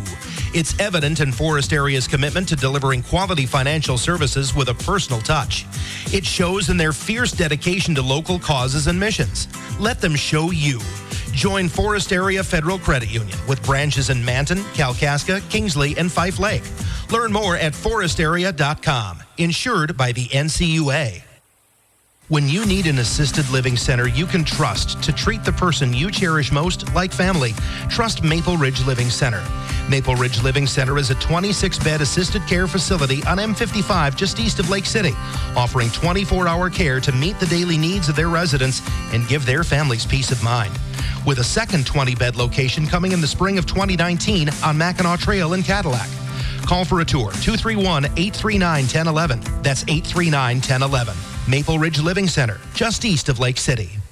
Wilder Heating and Cooling is a name you've come to trust when it comes to Amana high-efficiency furnaces, air conditioning systems, and heat pumps. They can provide quality service at a quality price with a 10-year labor and parts warranty and service all makes and models. Financing is available. Contact Wilder Heating and Cooling at 231-645-4822 or online at wilderhvac.net. Wilder Heating and Cooling is a proud local community supporter of the Manton Rangers. Imagine this, the taste, the smell, the flavor of down-home barbecue at your sauce-covered fingertips. But without all the mess and hassle. Let the Smokehouse excite your taste buds with some of the best barbecue that you can imagine. Try mouth-watering recipes like the pork belly Cuban, the brisket grilled cheese, smoked chicken salad, loaded mac and cheese, and of course, don't forget the Frickles. Check out the Smokehouse at the Truck Stop Food Court at 902 West 13th Street in Cadillac each weekday, Monday through Friday from 11 to 3. Or call for availability for the Smokehouse to travel and cater your next event. 231-824-3513. That's 231-824-3513. Cadillac Java and Java 2 is the place to be for all things delicious. Java is a specialty drive-through coffee shop offering fresh espresso, premium coffees, frozen, iced, and blended drinks, ice cream, chai teas, and their most popular item, the frozen hot chocolate. And what goes great with amazing drinks? Flavorful treats like bagels, muffins, donuts, and more. Cadillac Java has 2 convenient locations to serve you at 725 North Mitchell Street and at 6319 East M115 in Cadillac West. Cadillac Java and Java 2. Big town gourmet taste with a small town personal feel. As consolidation and mergers keep shuffling bank control from corporate boardroom to faraway corporate boardroom, Forest Area Federal Credit Union hasn't lost sight of why they're in business. You. It's evident in Forest Area's commitment to delivering quality financial services with a personal touch. It shows in their fierce dedication to local causes and missions. Let them show you. Join Forest Area Federal Credit Union with branches in Manton, Kalkaska, Kingsley, and Fife Lake. Learn more at forestarea.com. Insured by the NCUA. Back, everyone, to Pine River High School. This is Rick Swanson along with Michael McNally, where our halftime score is the Pine River Bucks 23 and the Manton Rangers 8. Down on the field, you might be catching throughout halftime the Pine River Marching Band performing for the halftime crowd here on homecoming night at Pine River. First off, let me give you a recap of the scoring tonight, especially if you were joining us late. Pine River got on the scoreboard first by scoring a safety. The Rangers were deep in their own territory, and Lane Helsel went back rolling to his right. Never really got a handle, lost the ball in the end zone, could only fall on it, and resulted in a safety against the Rangers. So with 3:11 left to go in the first quarter, the Pine River Bucks led it simply 2-0. Then, of course, they had a short field following the kick. Manton had to kick back to Pine River following the safety, and Pine River took it 32 yards, capped off with an 8-yard run from Elijah Lewis, and the extra point kick was good. And with 1:49 left to go, Pine River was on top 9-0. And that's how our first quarter ended. And then in the second quarter, Pine River scored again on their very next possession. Elijah Lewis took it 70 yards on a nice cutback run as he went to his left, cut back to his right, and kind of worked his way into the end zone, sidestepping, cutting. Very talented running back, and he showed it on that particular play. The extra point was good, and with 9:44 left to go in the first half, Pine River had increased their lead to 16-0. Manton then got on the board on their very next possession. They put together a 10-play drive going 65 yards and capped it off with a 15-yard touchdown pass from Lane Helsel to Cole Regneris. The 2-point conversion was good, and Manton had pulled within a score at 16-8 with 5:51 left to go in the second quarter. But on the very next possession, Manton just could not stop Pine River defensively, and Pine River was able to put another touchdown on the board, converting on a big fourth down play. Pine River had 4th and 7, and on the fourth down play, they took it all the way to the end zone on a 26-yard run from Brock Nelson. The extra point kick was good, and with 19 seconds left to go in the second quarter, Pine River led it at that point 23-8. And that's where we are at halftime. I'm going to turn it over to Mike, and he'll take you through some halftime stats. Yeah, so for the Bucks passing game, they've been 3 for 5 for 52 yards on no touchdowns. They've had 23 rushing attempts for 202 yards and 3 touchdowns. For your Manton Rangers, we've got 3 for 6 for 34 yards and 1 touchdown, and 13 carries for 40 yards and no touchdowns for the Rangers. So we need to step up that running game a little bit. I think that's going to help open up the passing game. And yeah, looking at the total yardage, what do the Rangers have in total yardage? Total yards. 52 in passing, 34 on the ground, 86 yards. 86 yards. And Pine River has over 200 here in the first half, just on the ground. Boy, Mike, I think a huge play was that last touchdown from Pine River, where if the Rangers could have stopped them on fourth down, it'd still be a one-score game. But they got that run of 26 yards. Yeah, he made a great cut to the left side, and like I said earlier, there was nobody there to stop him. But when you got him backed up 4th and 6, your defense has to step up and make a stop on that play. Just couldn't do it. The Rangers, just like last week, they've struggled a little bit offensively, and also they haven't had real good field position tonight. Not as bad as last week against McBain. But Pine River has run a lot more offensive plays than Manton has. Manton has had, of course, they had that safety. That was on a first down play. So they didn't get any offensive plays out of that particular possession. And Pine River has such talented backs in Brock Nelson and Elijah Lewis. But not only that, but their line is opening up some pretty big holes for them. I mean, the defensive line is kind of getting pushed back a little bit, and the linebackers are, making tackles 6, 7, 8 yards down the field. And the Bucks have a good inside attack. They can run the ball inside, especially with Brock Nelson at fullback. But they've got such speed, and Elijah Lewis, they like to get him on the outside. And if he gets the ball, and if he gets any kind of head of steam or any room to run, he's going to be a tough guy to bring down. He's going to be a tough guy to catch. He's a tough runner. He's got some speed to him, so he's made some good moves out there tonight and put some yards up on the stat sheet.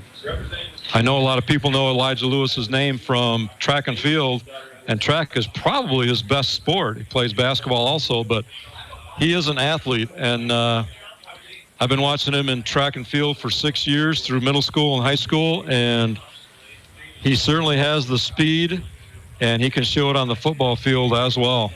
Showing a little bit of that senior leadership, too, with how he's running the ball tonight. Exactly. We said in the pregame that when Pine River went 1-8 a year ago, they had lost a large group of seniors from the previous year when they went to the state semifinals.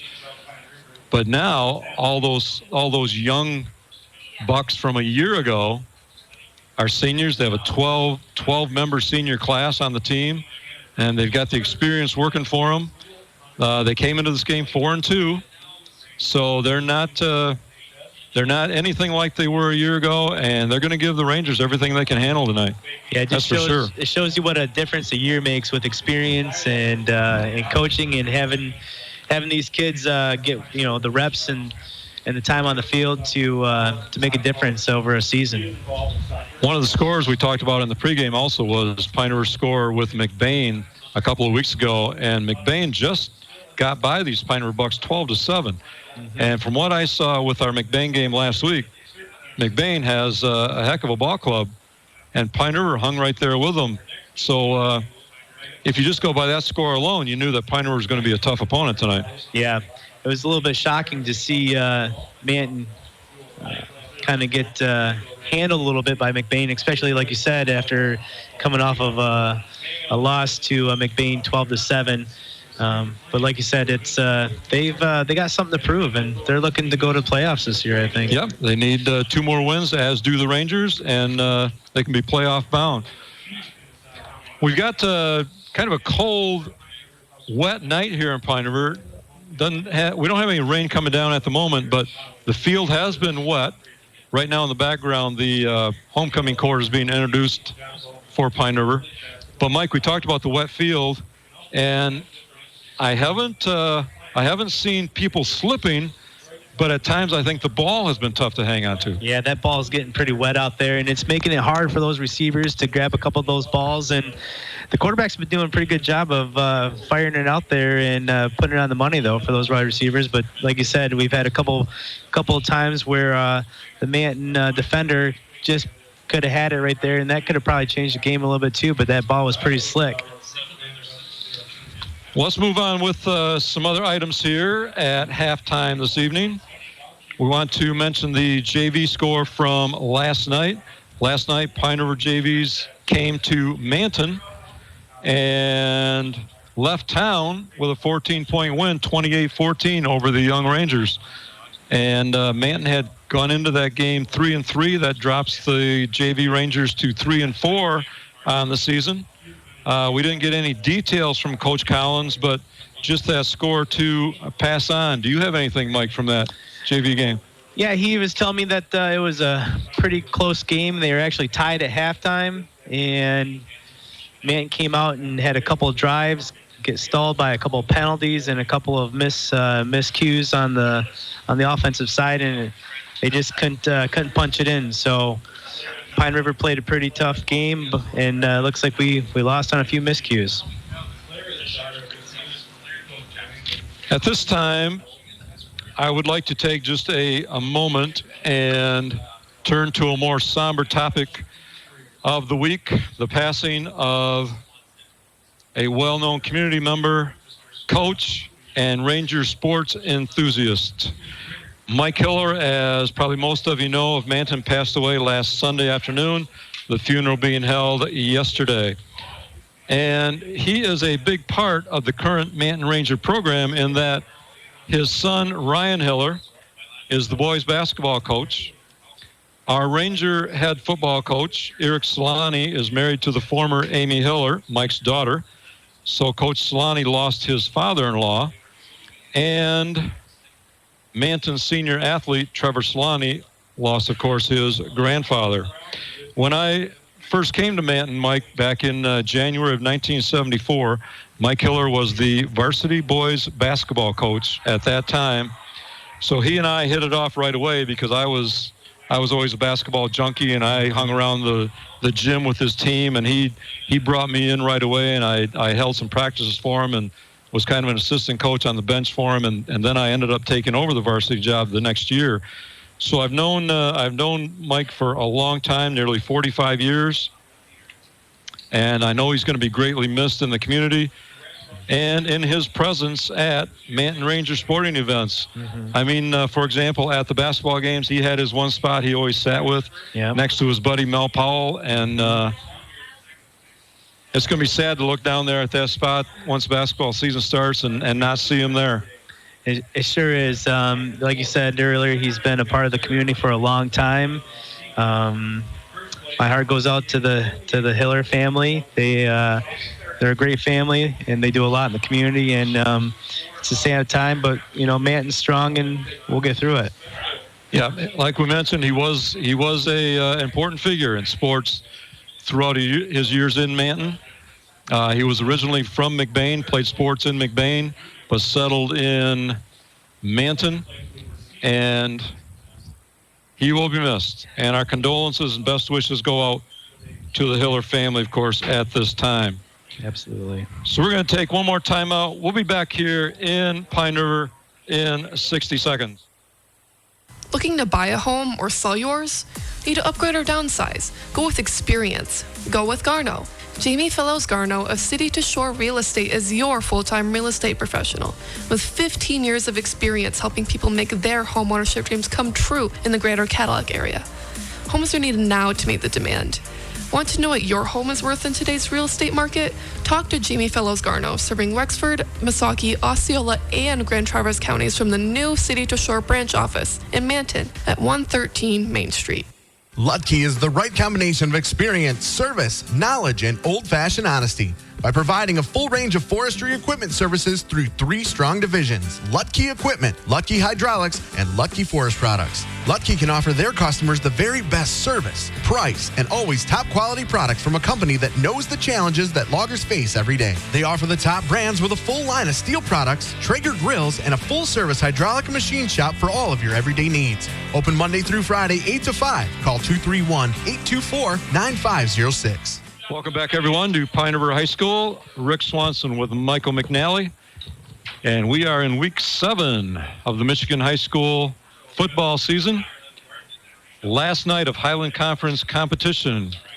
And tonight we've got the Manton Rangers visiting the Pine River Bucks. And basically, the entire standings for the conference are set, no matter what happens tonight, except for this game right here. Lake City has first place nailed down for their second consecutive Highland Conference championship. McBain is going to finish in second. Beale City is going to finish in 5th, and Everett's going to finish in 6th. But Manton and Pine River are tied for 3rd right now, both at 2-2. So the outcome of this game will simply determine who finishes in 3rd place and who finishes in 4th as far as the conference standings go. Now, one other thing I want to pass on. There are some schedules out there. I noticed this in the newsletter that came out from Manton High School that goes to members of the community. There are some schedules out there that say next week that the Rangers are at Inland Lakes. That is not true. If you have one of the correct schedules, the Rangers travel to Morley Stanwood next week. certainly wouldn't want you heading north to Inland Lakes when the game is actually south to Morley Stanwood. That's a big difference in mileage. So everybody pay attention to next week's game. It is at Morley Stanwood. We'll talk more about that at the end of the game tonight. But the last two games are on the road. Next week, Morley Stanwood, and the last week of the final game of the regular season, the Rangers travel to Rogers City. So no Inland Lakes next week, but Morley Stanwood. Mike, let's take a couple minutes here before we get this second half underway and look at the playoff picture for the conference teams. We mentioned in the pregame that it's kind of a tribute to the Highland Conference that 4 of the 6 teams in the conference still have a shot at the playoffs. Yeah, it just speaks volume to the Highland Conference this year. You know, they kind of get thrown into the gauntlet and beat up on each other a little bit, but like I said, it's a tough schedule and a tough conference. Well, exactly. That's the thing. You nailed it on the head, because as these conference teams go through the season, they give losses to each other, and you need those 6 wins to automatically qualify for the playoffs. And while they're beating themselves up, to say that 4 are beating each other up, to say that 4 of the 6 are still alive for the playoffs is big. So let's take a look at what the scenarios are.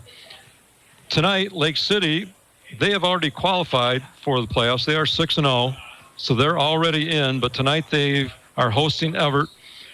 And then it's going to be very interesting next week when they take on Kent City. Kent City's undefeated, 6-0, also ranked in the top 10 in the state, as is Lake City.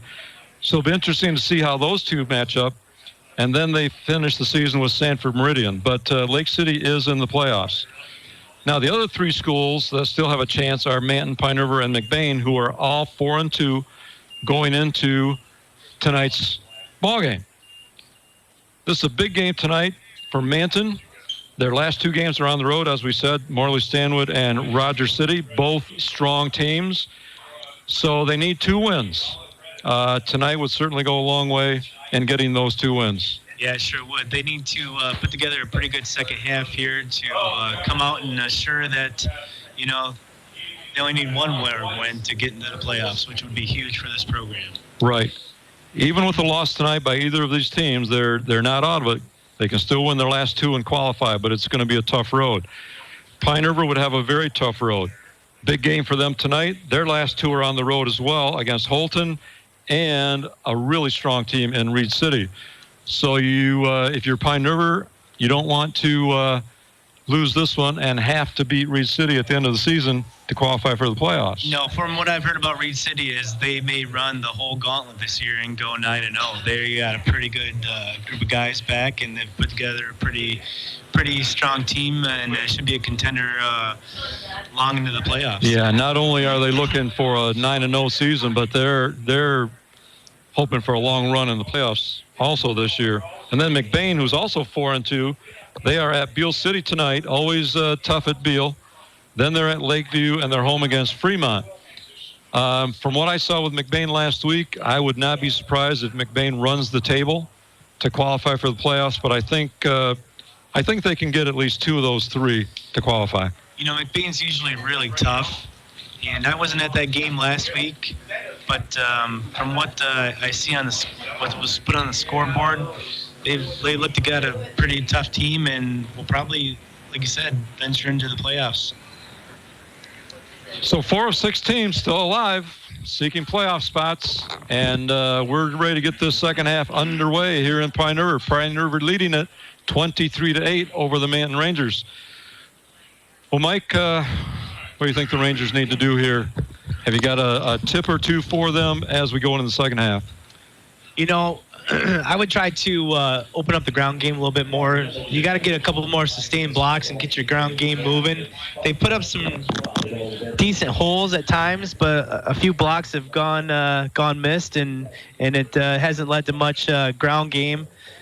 On the offensive side, in the air, they've been throwing the ball well. I've really been impressed with how Lane Helsel has put that ball up there.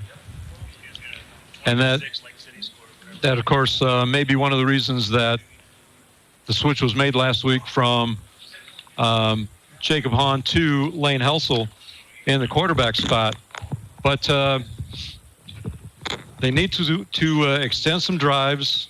That's for sure. They have had one drive that led to their touchdown, but other than that, it's been basically 3 and out or a turnover, and just have not been able to put out through extended drives. And the defense needs to step up and stop the Pine River attack. So I just got a quick headline in. Lake City is beating Everett 26-6. Okay, update from the Highland Conference.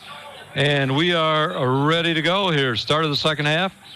Manton received the opening kickoff, so they will kick off now to start the second half.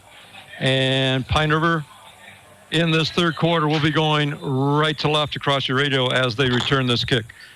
More like an onside kick just across midfield. And Manton is right there. They get a hand on it. We'll see who actually has the ball. And the Rangers get it. Oh, they got it. That's huge. Onside kick to start the second half. Rangers recover it, and they've got the ball first down in Buck territory. I like it. That's a gutsy call right off the gate, especially when you're down 23-8 starting the second half. But like I said, that cold, wet ground can cause some havoc, and that's what it did. Rangers get the ball. Well, you can't ask for a better start than that, for sure. So the Rangers have it, 1st and 10 on the Pine River 47-yard line. Now they just need to put a drive together and put this thing in the end zone.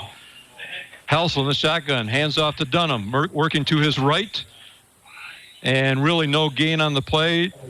Tried to cut it off tackle, then extended a little bit more, but Pine River defense was there, Michael. Yeah, they came downhill on that play to stop him for no gain. He made a good move to bring it back to the line of scrimmage. Otherwise, it would have been probably a couple losses, too. Second down 10 for the Rangers. Again, from the 47-yard line. Spread formation, Regnerus wide to the right. Rangers going left to right. Snap to Helsel, quick pass out to the left flat. Isaac Radin's got it, trying to get some running room down the left sideline, and he picks up close to 10 yards. Actually went out of bounds right at the stick, so we'll see where they mark it. Yeah, key on that play was Jacob Hahn. He made a great block on the outside to spring Radin for, looks like 9 yards. It is short of the first down where he went out of bounds, so it's 3rd and 1 after the 9-yard pickup. And I wouldn't be surprised we're in 4-down territory at this time with the Rangers needing a couple scores. We are definitely in 4-down territory. We need to get a first down here and keep this drive alive. Ball at the Buck 37-yard line. Helsel takes a snap, rolling to his right, looking for somebody to throw to. Cuts it up, makes it a run. He's got first down yardage inside the 30. And, boy, it looked like he was going to be stopped at the line, but made something out of it. He sure did. He made a great move there to avoid a tackler and pick up about 10 yards. Yeah, picked up about 10. The Manton Rangers have a first down on the Pine River 28-yard line. So they keep the drive alive. 1st and 10, just nicely underway. If you're joining us here in the third quarter, Pine River on top, 23-8 over the Rangers. Helsel takes a snap, rolling to his left. Option to Dunham, trying to get around left end. He does, and he picks up about another 10, but we've got a penalty flag in the backfield, and I got a feeling that one's going to come back. Looks like a legal procedure, but I didn't really see that call. It's an illegal shift against the Rangers, and that's going to negate a nice gain on that option play to Nick Dunham. Yeah, Helsel drew that defense out and gave a pitch out to Dunham, and he had a couple good blocks on the outside there. Sprung him for about 10, 12 yards, but it's coming back. That's a spot foul. It's going to be marched off. 10-20 left to go in the third quarter. Like I said, just nicely underway. So actually results in a penalty of about 4, but also negates that 10-yard run. So the Rangers still have it first down, but now first down and 14. Ball back at the 31-yard line. Helsel on reverse. Isaac Radin's got some running room right side. Good. Avoids one tackler. Another one knocked out of bounds at about the 20. Nice pickup on the reverse to wide receiver Isaac Radin. Boy, they had a good wall set up there when he was coming around the right side, and he made a good move to make the last guy miss a little bit and picked up a few more extra yards. Radin came from the left side of the field to his right, gain of 11, And Manton has it 2nd and a long 2. Spread formation. Helsel in shotgun. Takes snap. Handoff to Dunham. Straight up the middle. And no running room that time. Meant by a host of bucks on that one, Michael. Host of bucks, and there was just nowhere to go on that one. They do mark it right at the line of scrimmage. That will bring up a 3rd and a long 2. 9:40 left to go here in Pine River on homecoming night. 23-8, Pine River on top. In the shotgun. Helsel takes a snap. Quick pass out to his left. And that was caught by Hahn. It looked like he might have caught it on his knees, which would put it down right there, but we didn't get a whistle right away. He got up and actually results in a loss of a couple of yards on the play because he could never get any running room to make anything happen out of it. That play is designed just to get a quick pass out there and then look for some yards after the catch. Yeah, but when you're on the right hash over here and you're throwing it all the way out to the sideline, that's a long throw to make. It's a tough throw. So a loss of 4 on the play. 4th down, Helsel back to pass. Short pass over the middle, tried to set up a screen pass, but deflected by Pine River. Intended for Dunham, and that's going to turn the ball over on downs to the Pine River Bucks. I think you might have been able to make something happen there if the pass could have been completed, but somebody on the Buck side got a hand up and knocked that one away. There was quite a few green jerseys around number 22 there. So the ball is placed at the 25-yard line. Pine River has it 1st and 10, and that is their own 25. 8:48 left to go, 3rd quarter. So the Manton defense needs to step it up, down 2 scores. Hill in the shotgun, takes a snap. Hands off up the middle. Brock Nelson, and nowhere to go on that one. Meet Trevor Solani. Came up with a huge hit in the hole. Dropped him for a 1-yard loss. That's what we were seeing Trevor do regularly before that ankle injury a couple weeks ago. And boy, he looked like his old self on that one. Met Nelson right at the line, drove him back a yard, loss of 1. 2nd down, 11. Hill with the snap from the shotgun on a reverse. Fake the handoff, going right, came back to Lewis, going from right to left, and Lewis has nowhere to go. He's dropped for a loss of another 3 on the play. Jake Redner made a great play. Brought him down for a couple-yard loss. Ranger defenders stayed home, and they were ready for that reverse coming back. Got to stay home. So 3rd and 14 for the Bucks. Big play for the Manton defense if they can pin Pine River here deep in their own territory. Spread formation, 1 step back. Hill in the shotgun, takes a snap, quick pass out to his right, and overthrows his receiver. Incomplete. Trying to do the same thing the Rangers just did, get it out there quickly for some running room, but did not complete the pass. Like I said, that's a tough throw to the sideline when you're on the opposite hash mark, and it's going to bring up 4th down and long. That's exactly what the Rangers needed on that 3rd down play. So the Bucks have it 4th and 14 in punt formation. The Pine River punter is back inside the 10-yard line. If things go well here, Rangers could get good field position. Cole Regneris, looking to receive the punt, is back at about the 41-yard line. Here's the snap. It's good. Kick is away. It's a nice punt. Good kick. Deep punt. Takes a Pine River bounce. Regneris does not risk picking it up. And Pine River downs it at the 33-yard line of the Rangers. And Manton will have it 1st and 10 on their own 33. Yeah, that was a good boot on that one. And he just didn't have time to come up and make a play on it. But he made a smart move by letting it drop dead.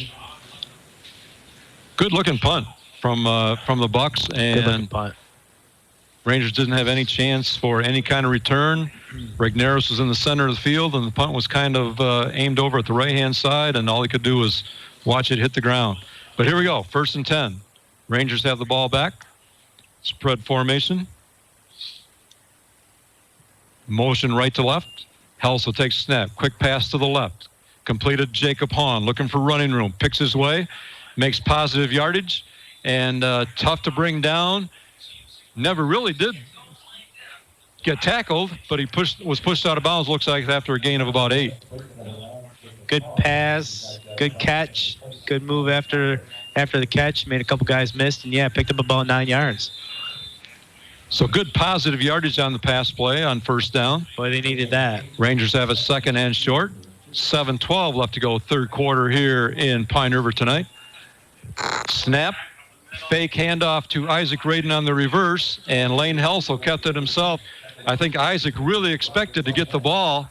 Helsel pulled it out and maybe picked up the length of the football, but that's about it. It's going to be 3rd and 1 after the play. Sure looked like Raiden was, like you said, expecting to get that one, and he kind of pulled it out of there at the last second. Maybe he's seen something we couldn't see from up here. In fact, after the play, he looked kind of disgusted that he didn't get the play. Sure did. Didn't get the ball. 3rd and 1.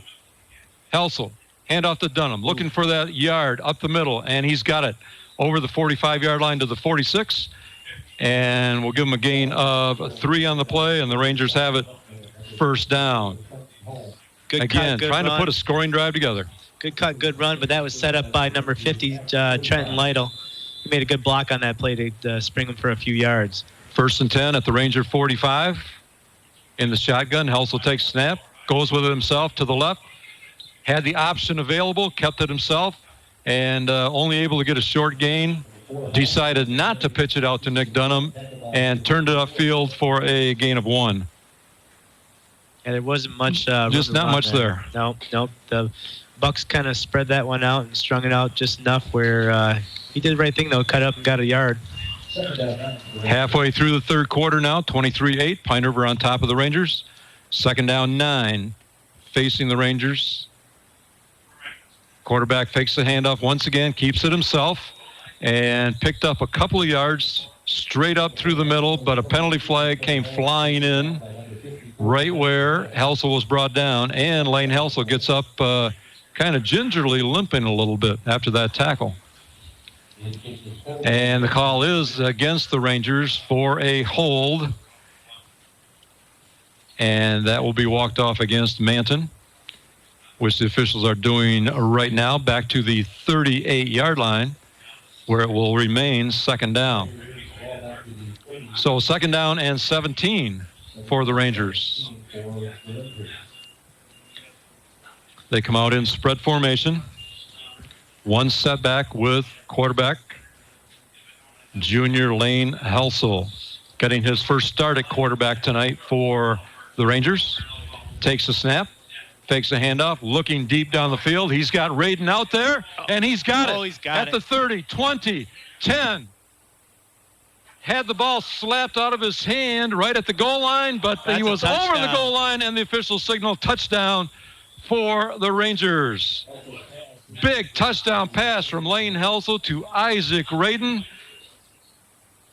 Wow. The Rangers are on the board. They're on the board, and what a way to get on the board. That was a great throw, great catch. He made it down to about the 1, and that Pine River Buck caught up to him and stripped it, but luckily he fell on it in the end zone. Just kind of break I think Mant needed to get this second half going here. 54-yard touchdown pass. Helsel to Raiden. And now Rangers trying for 2.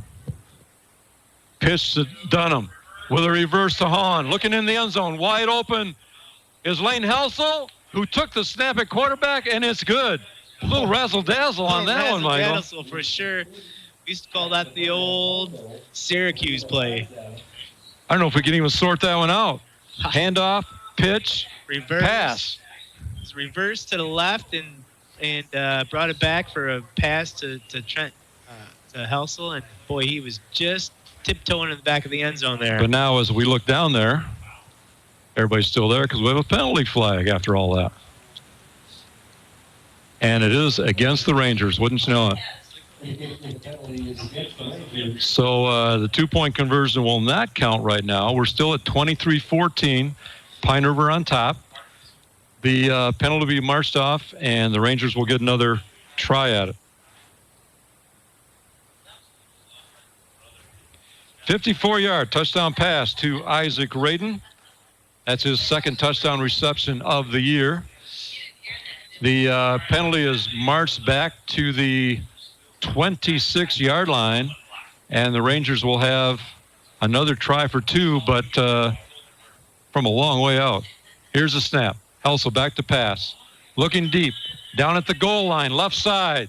There's a jump for it, jump ball, 2 defenders, 1 receiver, and knocked down, incomplete.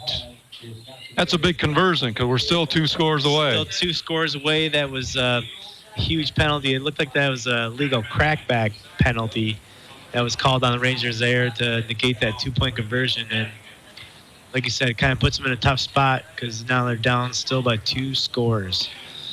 But they do pull within. We got another flag. Flag. Look at this one. We got a face mask.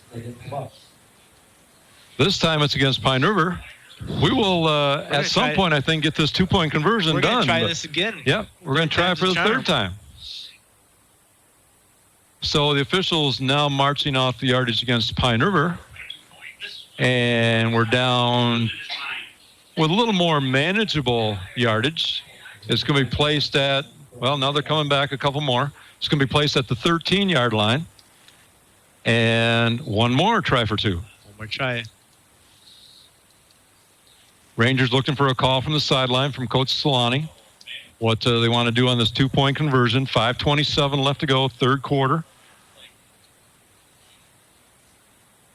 And here we're going to try it for the 3rd time. Under center. Helsel back to throw. Was looking for Jacob Hahn inside the 5-yard line, but a little bit low at his feet. Really didn't have a chance to bring that one in. Falls incomplete. And that, as we said just a moment ago, leaves our score at 23-14. Pine River on top. Yeah, Helsel was looking for Hahn on the slant there, and he just couldn't connect with him. A little low, but I think the ball probably might have slipped coming out of his hands, which will cause that. So we timeout on the field. We will also take a timeout. We'll go back to Aaron in the studio, back here to Pine River in 30 seconds. High school students are training for the jobs of tomorrow today at the Wexford Misaki Career Technical Center in Cadillac. Juniors and seniors from 12 area high schools can choose from 14 career-driven programs. Free college credit is available. Visit WMISD.org and click or tap the Career Technical Education link. See all the great programs, then talk to your student's counselor. Call 876-2200. The Wexford Misaki Career Technical Center on 13th Street across from Baker College. Proud to serve the students of Manton High School. CTC is the place to be. Pine River, everyone. Rick Swanson along with Matthew McNally. We're in the 3rd quarter, 5:27 left to go. And Pine River on top 23-14 as the Rangers have just scored their 2nd touchdown of the night and had a really pretty razzle-dazzle play to get the 2-point conversion. Called back on a penalty, followed by a Pine River penalty. We had 3 tries at it, but Man could not get the 2-point conversion, so they trail by 9. Rangers ready to kick off. Here's Grover with the kick. And again, short, almost an onside kick, but not purposely done. Pine River downs it just across midfield, and they have good field position at the 46-yard line, their own 46-yard line, 1st and 10. Yeah, Rangers need to get a stop here, or at least hold them a little bit and try to get a stop and put something together on offense. Still plenty of time here. Bucks on top by 9. They break out of the huddle into their spread formation, which we've seen basically all night from both of these teams. One setback along with quarterback Luke Hill, and Hill in the shotgun. Elijah Lewis usually out there in the slot with Nelson, the setback, takes a snap. And from the left slot, number 26, Brian Fauble went in motion. He was the ball carrier, but the defense was there for a short gain of 1 on the play. Yeah, I think Slonning came up and made another nice tackle there for a gain of 1. He's a tough kid, and looks like he's playing pretty hard tonight. 2nd and 9 for the Bucks. Fauble again in motion, left to right. Hill takes a snap. Hands off up the middle to Brock Nelson, and really nowhere to run on that one. The interior line of the defense was strong and limited the Pine River carry to 1 yard. Yeah, you had 77, you had 55 in there. There was a whole host of Rangers, and there wasn't much room to run. Third down and 8 for the Bucks. And here we have, once again, Mike, a big defensive third down play for the Rangers. I tell you, Coach, we need this stop if we're going to have a chance to get back in this game with a little bit of time left here in the third quarter. From the shotgun, 2 step backs. Hill takes a snap, 2-step drop, looking deep, left side, on a slant. Great defensive play by Jacob Hahn. Spread himself out to knock that one away. Incomplete. Looked like he might have been open enough to get that one, Michael. When he first let that ball go, I thought it was going to drop right in there. But Hahn, like you said, made a great come-around play to knock that ball down and put him in a chance to get the ball back and make something happen here. Yeah, picture-perfect defensive play from Jacob Hahn from that corner spot. And so 4th and 8, we'll put Pine River in a punting situation. Cole Regnerus back at the 10-yard line to receive this punt. And here's the snap. It's good. Kick is away. This time he does take it on the fly at the 15, works his way to the 20, the 25. About a 10-yard return for Regnerus. And the Rangers are going to be back on the offense from their own 25-yard line, first down. It's a good return on the play, and we're in decent field position. Hopefully we can put a couple drives together here, a couple plays together, and put one in the end zone. Just what the doctor ordered for the Rangers. They forced Pine River 3 and out, and they're back on the offense. Rangers just scored on their last possession. 5-play drive, covered 67 yards. So we'll see if they can do it again. We got timeout. And we got timeout taken on the field by Pine River. So we will take a quick timeout. We'll be back here for the Rangers and Bucks in 30 seconds. Are you in the mood for amazing food at a reasonable price? Well, look no further than the 308 Pub and Grill in Manton. It all kicks off on Tuesday with wings for just 50 cents traditional and 65 cent boneless. Wednesday is burger baskets for $4.99, and Thursday is dollar taco night. Friday and Saturday is steak night and starts at just $9.99. Returning this fall to 308 on Saturday nights is comedy night with no cover, so enjoy the laughs on us. Sundays get 2 of our signature wood fire pizzas for just $18, dine-in only. Good drinks, good food, and good times at the local 308 Pub and Grill in Manton. The local 308 is a proud supporter of the Manton Rangers and major supporter of Local First. Welcome back, everyone, to 107.1 The Drive, home of Manton Ranger football. And we are in Pine River tonight. Rick Swanson along with Michael McNally bringing you this Highland Conference game, which will wrap up Highland Conference competition for the year. 3:57 left to go in the third quarter. Rangers traveling with the ball left to right. They trail the Bucks 23-14. Big ball game for both these teams, both at 4-2, both looking for 2 more wins in their last 3 games to qualify for the playoffs. Helsel takes the snap, hands off to Radin, going from left to right, trying to make something happen on a reverse play, and able to pick up just a small gain, couple yards before he's brought down. Yeah, Pine River kind of seen that one coming. They strung it out a little bit. He did get about 3 yards, but they had a good defense on there. Radin was lined up in the slot on the left-hand side. He came in motion to his right, picked up 3. 2nd and 7. Helsel, shotgun, gives to Dunham right up the middle. Got some running room. He's across first down yardage, brought down at the 38-yard line. Gain of about 8 on the play. We'll give them 9 on the play, and the Rangers are making something happen on offense. First down. Yeah, he took that handoff, and he shot up the middle for a good 9 yards. Spread formation, Helsel in shotgun. Ball at the 37-yard line. Takes a snap. Quick pass out to the left. Isaac Radin could not bring it in. Had it in his hands, dropped it. We'll see if it's an incomplete pass or they call it a backward lateral. It will determine where they place the football. Incomplete, it comes back to the line of scrimmage. But if it's a lateral, it will be where Isaac was tackled after he grabbed the ball off the ground. Officials talking about it. It will be second down, no matter what. Referee coming over. And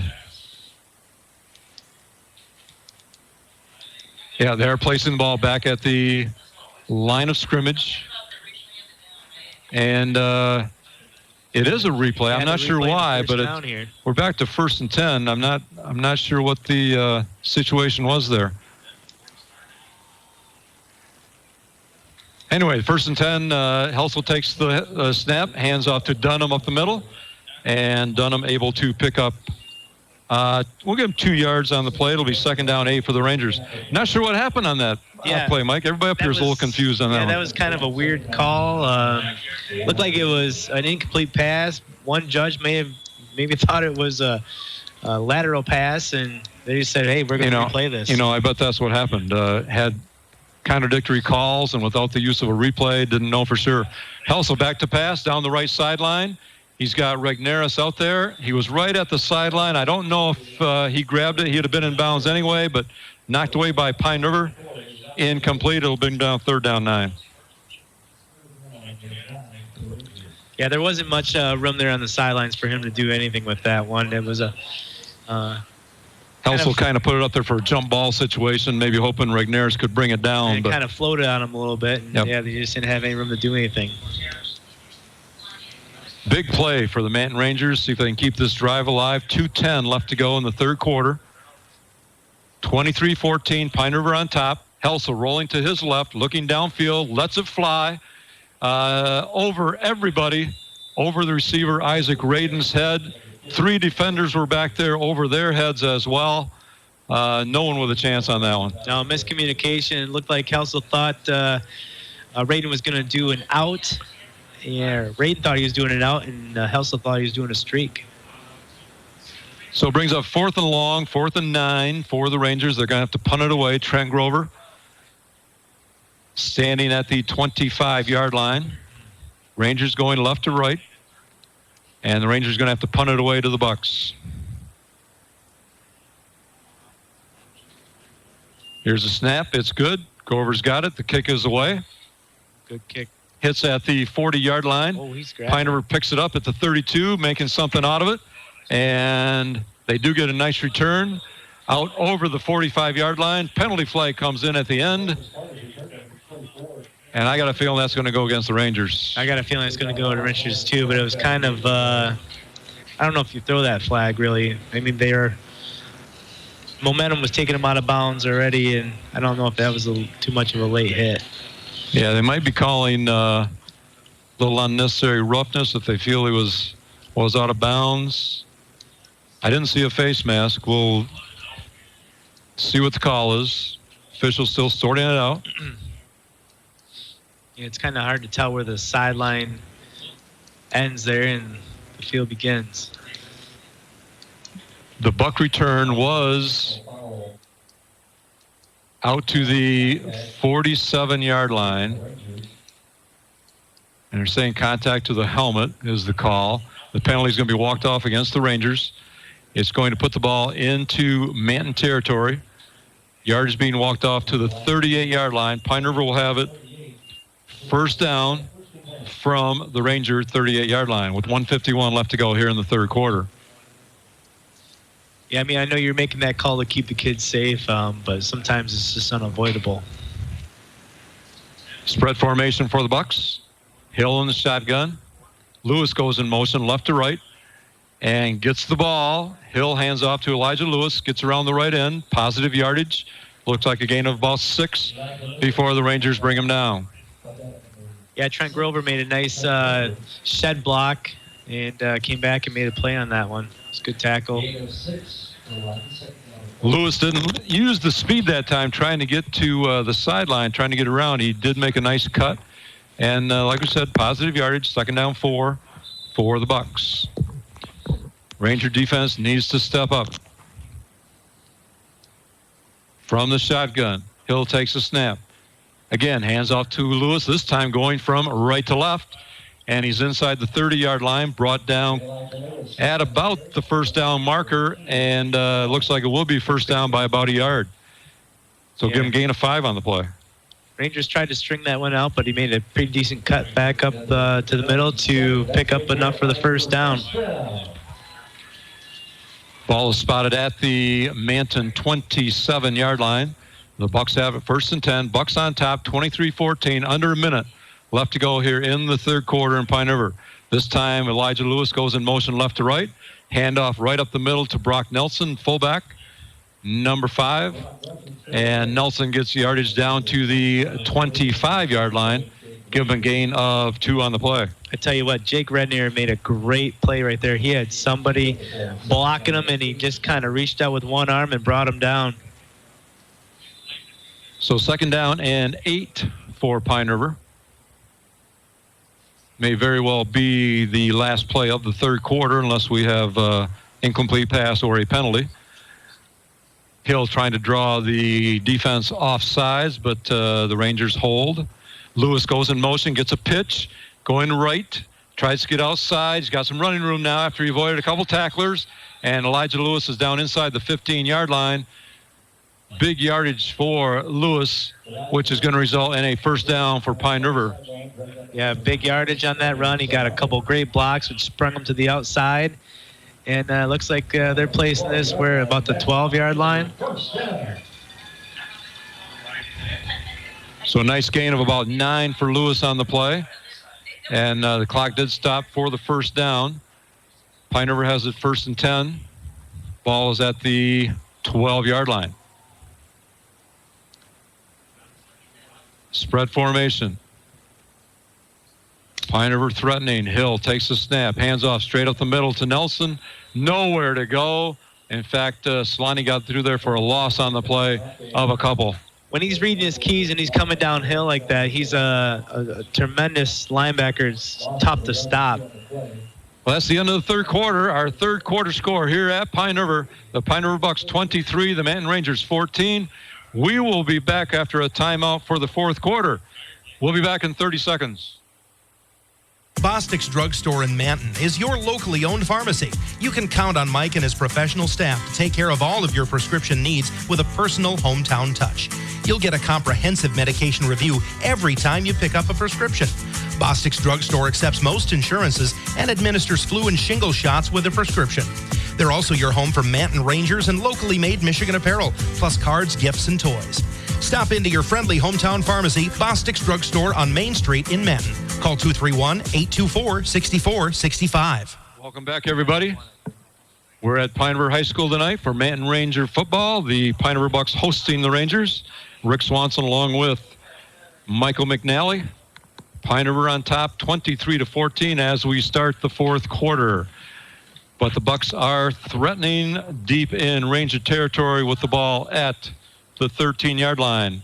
As we switch ends of the field, Pine River now in the fourth quarter will be going from left to right across your radio. The Rangers, of course, going from right to left for our last 12 minutes of action.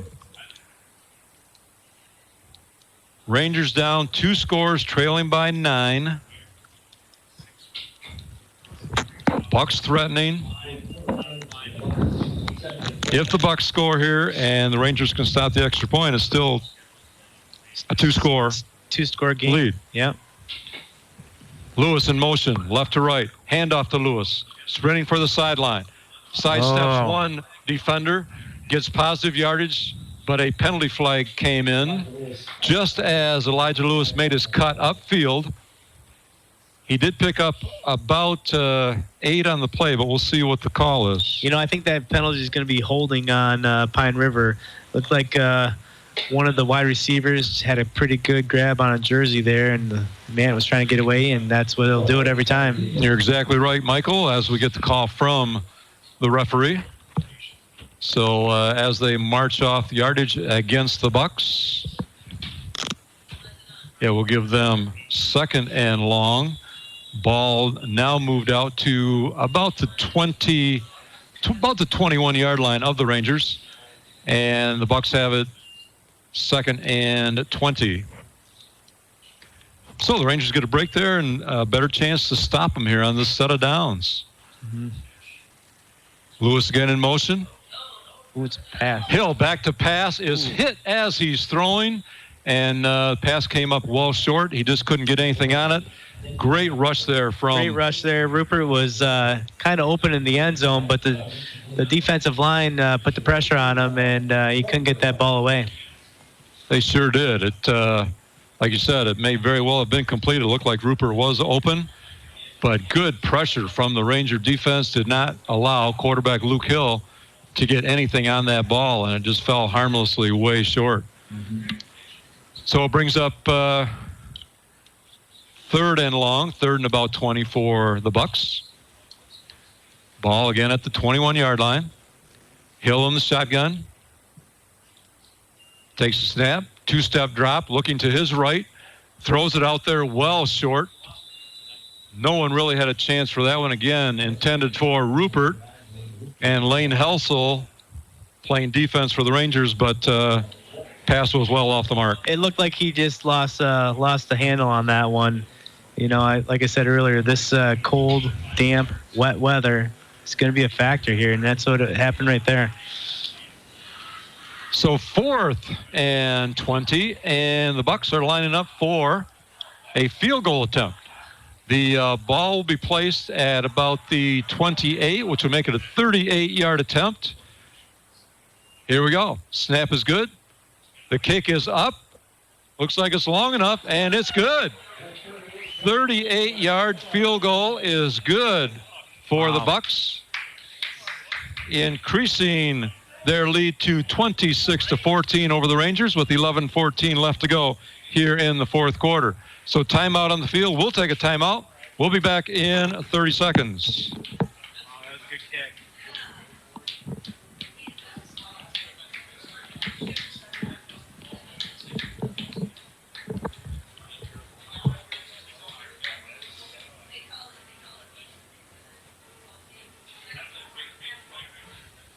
That's a pretty good kick.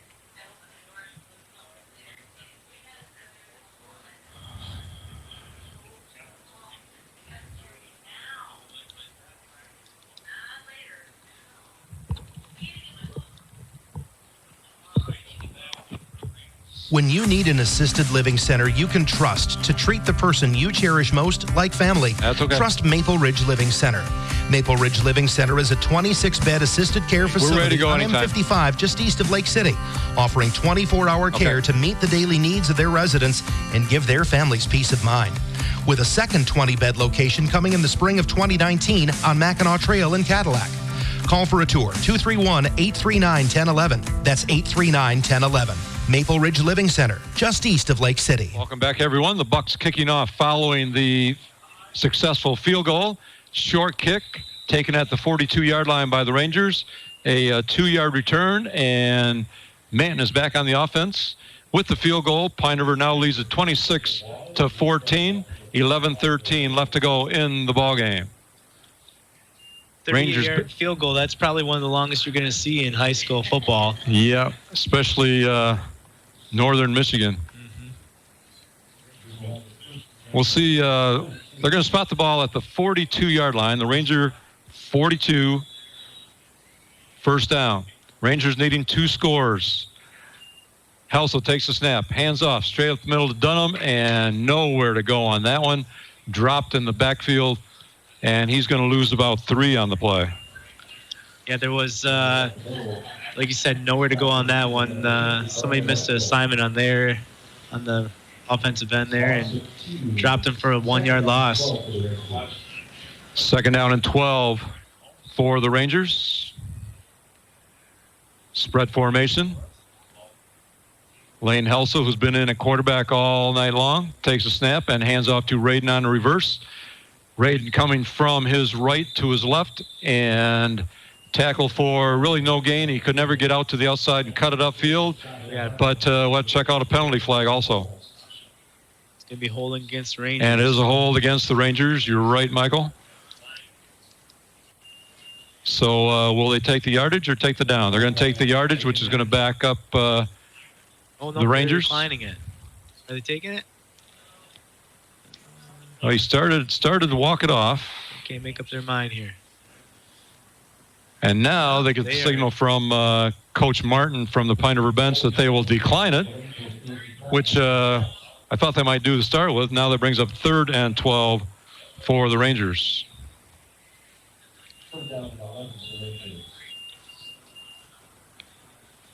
So no gain on that play. From the shotgun, Lane Helsel, 2-step drop. Looking over the middle now, has to roll to his left. Shoots it over the middle, got Jacob Hahn. And Hahn's got it across midfield. And it looks like he might have a pickup of about 11. Good for the first down. Yeah, he's got a first down there. That was great patience in the backfield for Trent Helsel. He was scanning the field and found Hahn in the open spot and put it right there. Yeah, that play was from the original line of scrimmage, gain of 11. And in Buck territory, Manton has a first down. Hand off to Dunham off right tackle. Spinning, picks up a couple yards. Not a lot of running room over there, but We got a late flag. Nick Dunham able to get a couple out of it. And we do have another penalty flag down. Another holding call against the Rangers. Yeah, I didn't see that one there, Coach. I would guess they'll probably take the yardage on this one. Yeah, I assume you're going to be right.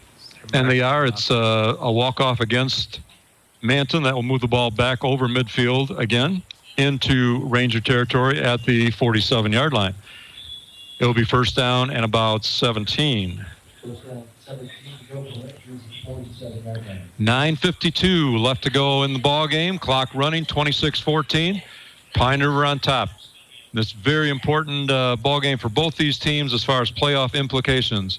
Radin goes in motion from the slot, left to right. Helsel to pass. Gets it on the right flat. Regnaris brings it in. Avoided one defender, and he picks up about 4 yards on the pass play. Good throw by Helsel. Like you said, he made one defender miss and picked up a few extra yards off of that miss. And now we got second and still long, but we're in a much better spot than what we were. Ball right at midfield for the Rangers. Second down and 14.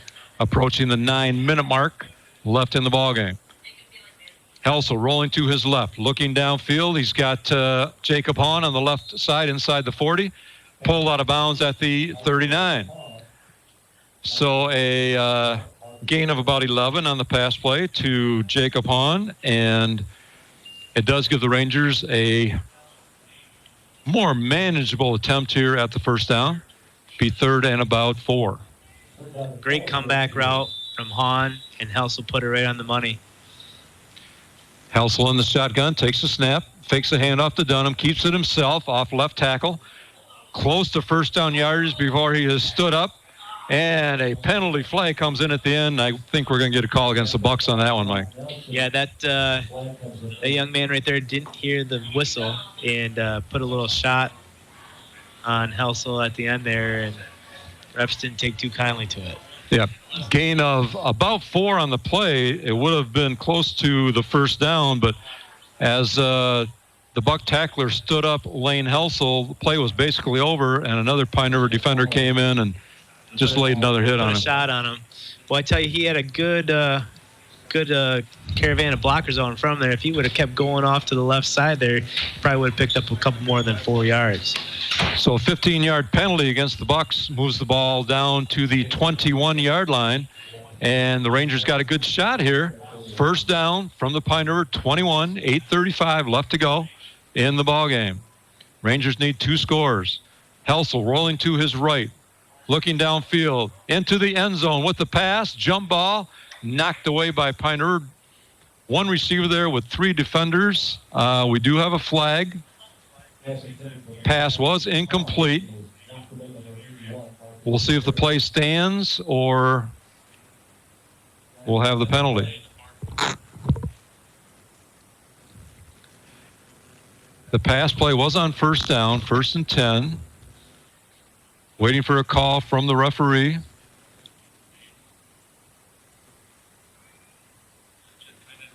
Calls tripping against the Rangers.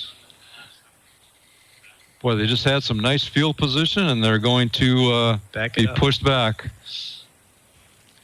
So we'll see after the walk-off. Should be about the I was going to say 32. They marched it back to about the 33-yard line. 1st and 20 for the Rangers. 8:20 left to go in the ballgame. 26-14. Pine River on top. Rangers a little confused on offense, doing some personnel shifting with the sideline. Now they're ready to go. Helsel in the shotgun. One step back is Dunham to his left. Here's a reverse to Radin, coming from the slot to his left, from his left to the right, and kind of picks his way for just a couple of yards. Nothing really opened up. He cut it up early, did not sprint for the sideline, only a gain of a couple. I think he's got to use his speed on that one and just keep it going to the outside and see what he can get. You never know, a player might slip and you might break something loose there. So we got 2nd and long for the Rangers. Radin comes up limping on that one. Stays in the ballgame. Spread formation, 2nd and long. Helsel takes snap, drops straight back. Screen pass set up to Dunham. He's got a couple blockers in front of him. Cuts it to the right. Back inside the original line of scrimmage, down inside the 20. Good pickup on the pass play for the Rangers. Yeah, that was a well-executed play there. He made a great cut off his block, and those big boys got out in front and made something happen, and looks like he picked up about, 14 yards, Coach? Yes, good pickup. That's the 3rd pass play on this drive of over 10 yards for the Rangers. Make the 3rd down much more manageable. 3rd and about 7, but obviously in 4-down territory with the ball just inside the Buck 20-yard line. But the clock continues to run. It's going to become a factor. 6:40 left to go in the game. Here's the snap. Helsel rolling to his left. He's got the option available. Keeps it himself. Down to about the 16-yard line.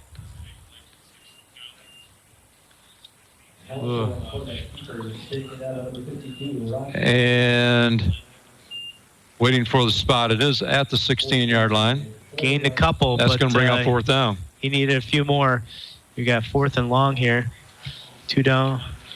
4th and about 4. Obviously going for it. Helsel in the shotgun.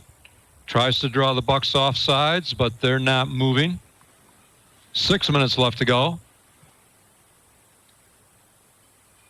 Rangers still waiting. We're going to see what's going to happen. Then they're going to take a timeout. So timeout taken on the field by the Rangers. Big 4th down play coming. 4th and 4 with 5:55 left to go in the ballgame. Rangers down 26-14. We'll take a timeout. Back in 30 seconds. The right combination of experience, service, knowledge, and old-fashioned honesty by providing a full range of forestry equipment services through 3 strong divisions: Lutke Equipment, Lutke Hydraulics, and Lutke Forest Products. Lutke can offer their customers the very best service, price, and always top-quality products from a company that knows the challenges that loggers face every day. They offer the top brands with a full line of steel products, Traeger grills, and a full-service hydraulic and machine shop for all of your everyday needs. Open Monday through Friday, 8 to 5. Call 231-824-9506. Welcome back, everyone, to Pine River High School. Highland Conference football action. We've got the Bucks hosting the Manton Rangers tonight. Rick Swanson along with Matthew, I'm calling your brother, Michael McNally. Sorry, Mike. That's okay. With 5:55 left to go in the ball game, the Bucks on top 26-14. And a big 4th down play here for the Rangers. 4th and 4. Obviously need to pick this thing up. Spread formation. Helsel in the shotgun. Takes a snap. Drops back. Rolls to his right. Looks over the middle. Throws it over the head of his intended receiver, Nick Dunham. Incomplete. And that's going to turn the ball over on downs to Pine River. Really needed to pick that one up. Boy, it looks like a little bit of miscommunication there. I don't think Dunham expected to really get that ball, or did it look like a screen to you? Yeah, it didn't appear that he'd even turned around yet to look for the ball, and just kind of fell harmlessly to the ground. But the ball is at the 17-yard line. Pine River back on the offense. And, of course, at this point in the game, they would just be happy to run some time off the clock. Yeah, sure would. So from their own 16, 1st down. Spread formation. Hill in the shotgun. Hands off to Lewis in motion from left to right. And Lewis is going to be caught in the backfield for a loss on that one. Number 6. Never could get to the edge. Never could cut it up. Rangers strung it out. Loss of 4 on the play. Trent Grover came up and made a great play to string that play out a little bit more and bring him down for about a 4 or 5 yard loss. So 2nd and long. For the Rangers to have any chance here, they have to be nice to force a 3 and out. They need to get the ball back quickly. 5:12 left to go in the ball game. Down 2 scores, 26-14. In the shotgun, Hill takes a snap. Lewis in motion, left from the left. But Hill keeps it himself, fakes a handoff, and he's got running room down the left sideline, and he's off to the races.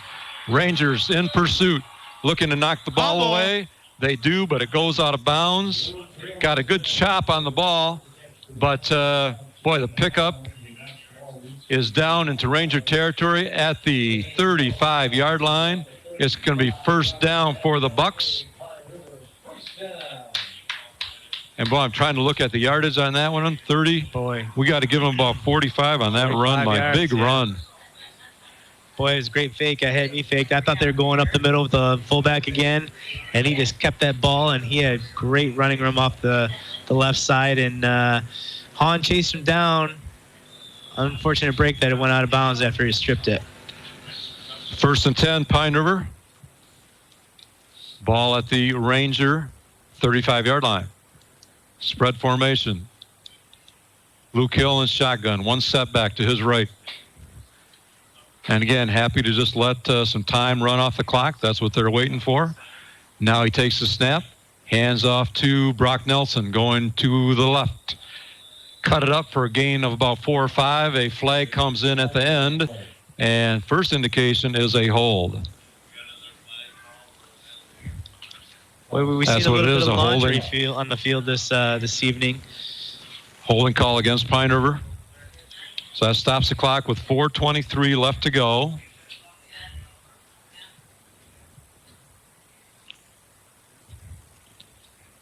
Referee just making the call. Now yardage being walked off. Placing the ball at the 43-yard line, the Ranger 43-yard line. And the Bucks have it first and about 18.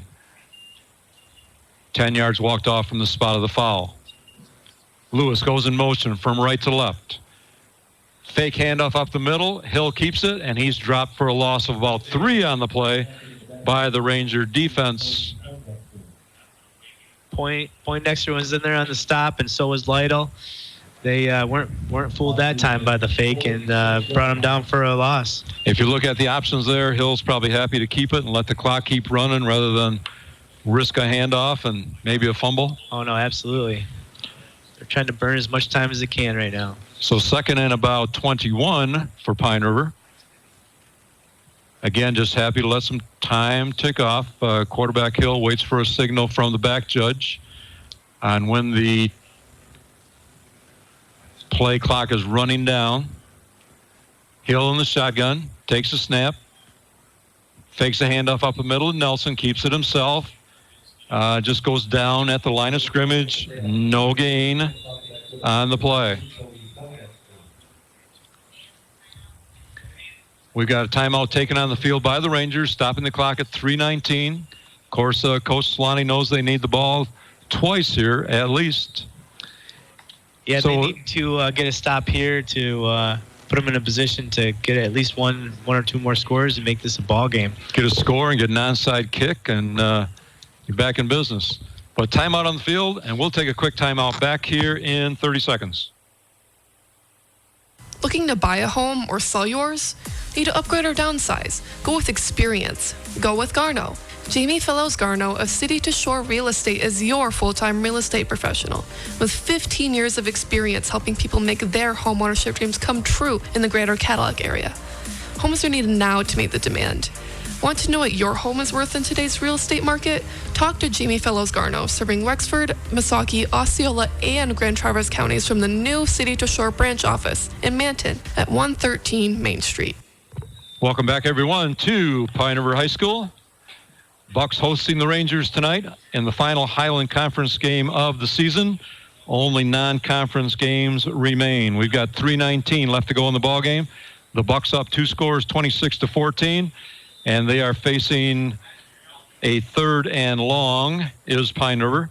The ball is at the Ranger 46-yard line. Rangers need to stop this one and maybe force a punt on 4th down. I think Pine River would probably punt, looking for field position if they do get to 4th down. Snap and a pitch to Fauble, trying to get around the right side, and he's dropped for a loss on the play. Back in midfield, loss of another 4 for Pine River. Rangers making a good stand. Yeah, Grover made up, and he read that play the whole way. Came up, made a stop, and dropped him for a couple more yard loss. And we're going to have 4th and a long way to go for Pine River. Ball right at midfield, 4th and 26 for Pine River. 2:49, clock continues to run. And Pine River not showing any formation right now. Again, happy to let time run off the clock. Now moving toward a punting formation. Clock at 2:30. Cole Regneris ready to receive the punt for the Rangers back inside the 15-yard line with the ball right at midfield. And just as the play clock ready to expire, Pine River takes a timeout. Yeah, let's keep it here this time, Michael. Yeah, trying to burn a little time there. Obviously, they got time on their side. They want to get out of here with a W, and they're just trying to let that clock melt down and keep the Ranger offense off the field as long as they can. Yeah, they were happy with their field position. They'll punt this thing away, try and pin the Rangers deep in Rangers' own territory, and the Rangers need 2 scores. So a daunting task before the Rangers here with just 2:21 to go, with the Bucks up 26-14.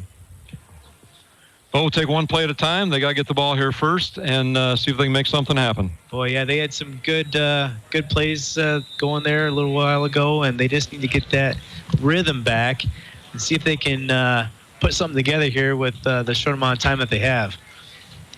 Teams back out on the field, ready for the Bucks in their 4th and 26 situation. Punter back at the 37-yard line. Again, Regneris back for the Rangers to receive the punt. Oh, a bad snap would be nice right here. Bad snap would help out quite a bit. There's a snap. It's good. Kick is away. And it hits at about the 25-yard line. Takes a buck bounce down to about the 10. And the Rangers will put it in play there. 1st and 10 with 90 yards to go to get within a score here of Pine River with 2:12 left in the ballgame. Yeah, they got a long ways to go here, but with Helsel's strong arm, they might be able to put something together here. Oh, we might see if Coach Solani's got a trick play up his sleeve also. We've seen one earlier tonight. You just never know. So the Rangers come out in the spread formation. Quarterback Lane Helsel takes a snap in the shotgun. A quick out to Jacob Hahn and picks up yardage, just runs out of bounds. Reminiscent of 2-minute drills where you just make the quick pass and get out of bounds. You know, I think that's a smart play. You take what the defense is going to give you, get out of bounds, save a little clock, come back for the next play, and see what they're going to give you then. Gain of 5 on the play. 2nd down, 5. Again, spread formation. Helsel in the shotgun, takes a snap, rolling to his right. Looking for a receiver out in the right flat. It was a pass attempted just at the line of scrimmage and falls incomplete. 3rd down. No damage done there. Stops the clock, so you're still okay. You still got 3rd and long, which is manageable, especially if you're going to run this little bit 2-minute offense here. Yeah, if that was completed there, it wasn't going to go very far. No, it wasn't. Buck defender right there on the action. 3rd and 5 for Manton. Helsel in the shotgun, takes a snap, drops back, looking long, but pass deflected. Looked like maybe his arm was deflected. Pass kind of fell harmlessly maybe 5 yards in front of him. Yeah, he was trying to get rid of that ball with a Pine River defender right on him, and he just couldn't do it. Looked like he had a man open out there. I couldn't see who it was. I don't know if it was Slani or Raiden, but he just couldn't get the ball out there to him. So 4th and 5, kind of a last gasp here for the Rangers. Spread formation. Helsel takes a snap, drops back, looking deep, airs it out to the right. He's got Solani out there, but incomplete. And that is going to turn the ball over on downs with just 1:52 left to go in the ball game. Pine River will have the ball deep in Ranger territory, but they're just going to be happy to run this out, I think. Yeah, they're going to put it on the ground as much as they can, keep the ball, keep the clock moving, try to melt this clock down, and walk out of here with a W. Ball is spotted at the Manton 17-yard line. Bucks have it first down. 1:52 left to go in the ball game. So the Bucks forced a 3-and-out from the Rangers when the Rangers needed to go 90 yards for a score. And sad to say, but this one's about over, Michael, barring some miraculous play of some kind. Hill takes the snap, just keeps it himself, going through the center of the line, and he does pick up about 5 yards down to the 12-yard line before the Rangers bring him down. But again, didn't risk any kind of handoff, just keeping the ball himself, keep the clock running. Keep the clock moving. That almost looked like a little bit of confusion there. I think he meant to hand it off and then just pulled it down and went up the middle and got what he could get. And he got a we got a flag. Yeah, we do have a flag. I was wondering why the clock had stopped, and now officials discussing the situation. Having a meeting at the 15-yard line. Here comes the call from the referee. It is a motion penalty, procedure penalty against the Bucks. Will cost them 5 yards. So after all that, we can negate the 5-yard gain from the Bucks, and we're back to 1st and 10. 1:42 left to go. Clock will start again on the referee's signal. 26-14, Pine River on top over the Rangers. Last week of Highland Conference action. With a Buck win, they will finish third in the Highland Conference this year. Lake City finishing first, McBain second. Pine River will be third, and the Manton Rangers will finish in fourth place in the Highland Conference this year. Stay with us after the game. We're going to have, again, a recap of the scoring. We'll have some stats for you. We will talk about upcoming game next week. Now the Bucks ready to go. Hill takes a snap, keeps it himself again, off right tackle. Down inside the 15-yard line to the 14. Pick up a couple there, just keeping this clock moving. They're going to have 2nd and 9, but they just need to run off about 90 more seconds. Yep, short pickup for the Bucks, 2nd and 9. 1:20 left to go in the ball game. At this stage of the game, kind of uneventful. We're just watching the Bucks take care of business and run out the clock. Spread formation, Hill and shotgun. Pine River brought a strong running game tonight and knocked off some big plays. Rangers could not counter on offense. Hill keeps it himself once again. Down to the 15-yard line, short gain. We'll give them 1 on the play. And clock stopped on the field. We've got a timeout taken. We will take a quick timeout back in Pine River in 30 seconds. High school students are training for the jobs of tomorrow today at the Wexford Misaki Career Technical Center in Cadillac. Juniors and seniors from 12 area high schools can choose from 14 career-driven programs.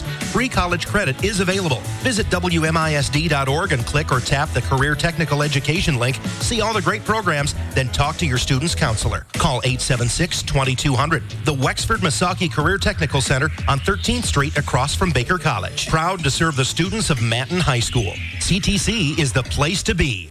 Welcome back, everyone. Welcome back. Rick Swanson along with Michael McNally. We are at Pine River High School tonight. Just 56 seconds left to go in this one as the Bucks are hosting the Manton Rangers. The Bucks lead at 26-14.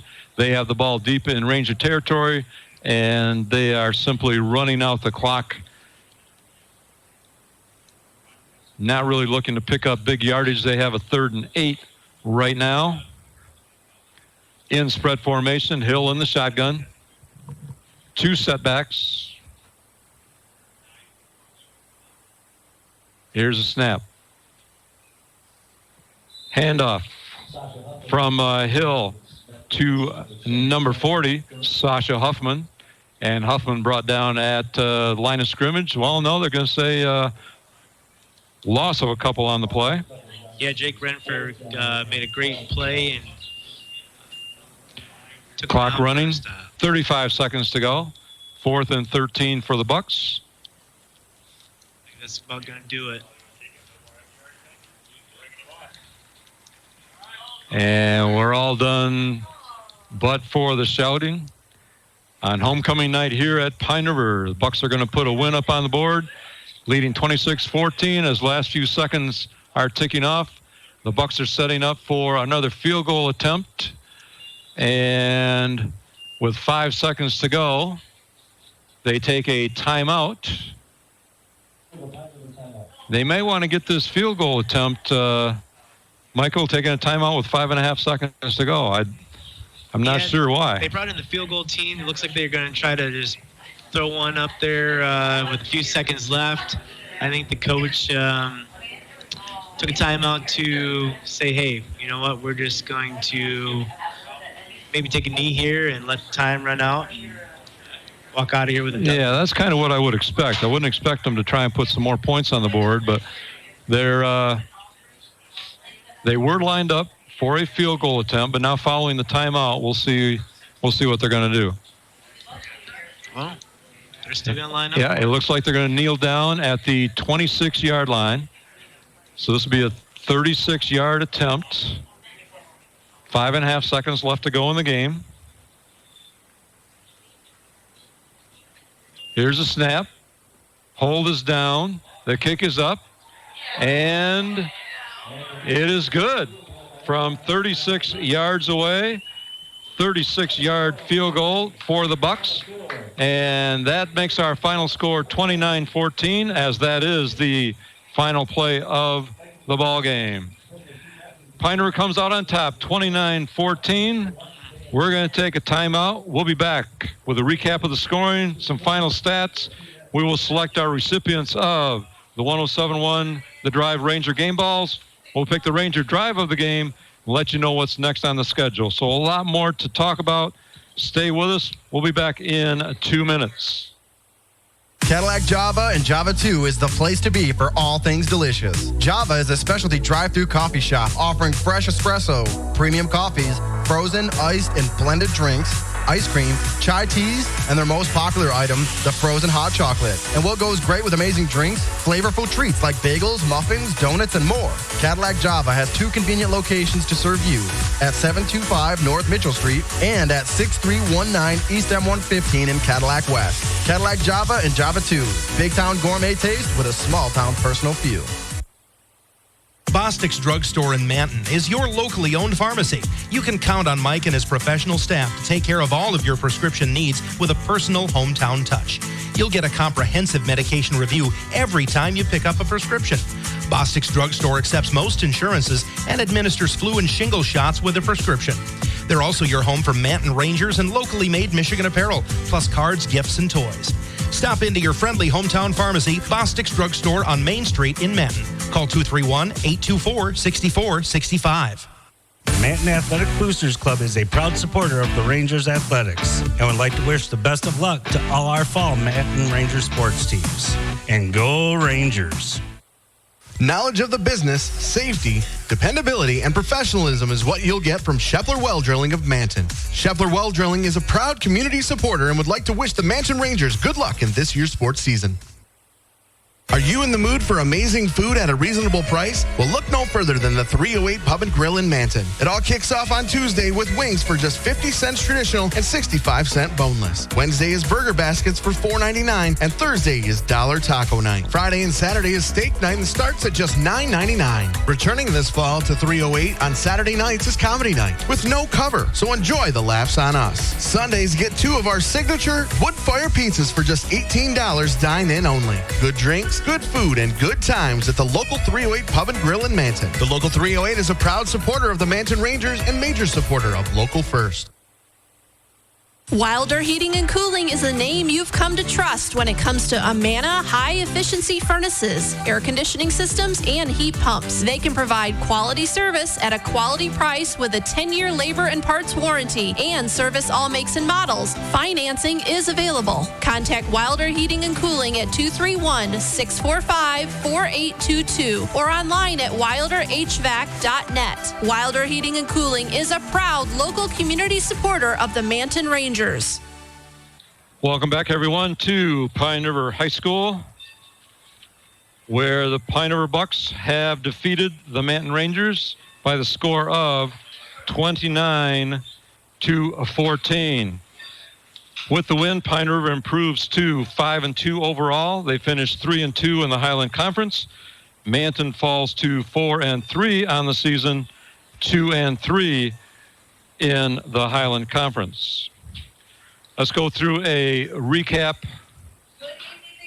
of the scoring tonight. Pine River led this one throughout.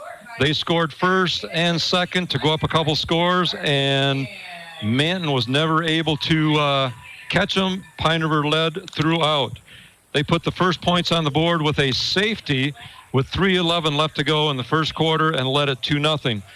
Taking that ensuing kick, they went 32 yards, capped off by an 8-yard run from Elijah Lewis. The kick was good, and with 1:49 left to go in the quarter, Pine River led it 9-0, and that was our score at the end of one. Then in the second quarter, we had 3 consecutive possessions with touchdowns. Elijah Lewis scored from 70 yards out with 9:44 left to go. The kick was good, so Pine River had jumped out to a 16-0 lead. On Manton's next possession, they took it 65 yards and capped it off with a 15-yard pass to Cole Regneris from Helsel. 2-point conversion was good. Manton pulled within 16-8 with 5:51 left to go in the first half. On Pine River's next possession, they put together a nice drive of their own. 9 plays. This one capped off with a 26-yard touchdown run from Brock Nelson on a big 4th and long play, which just really hurt the Rangers right before halftime.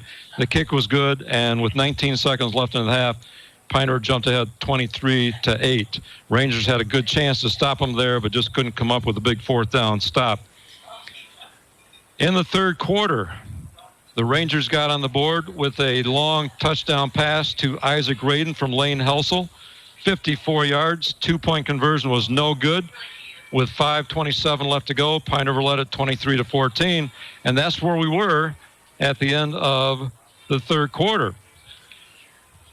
And that was actually the only touchdown of the second half.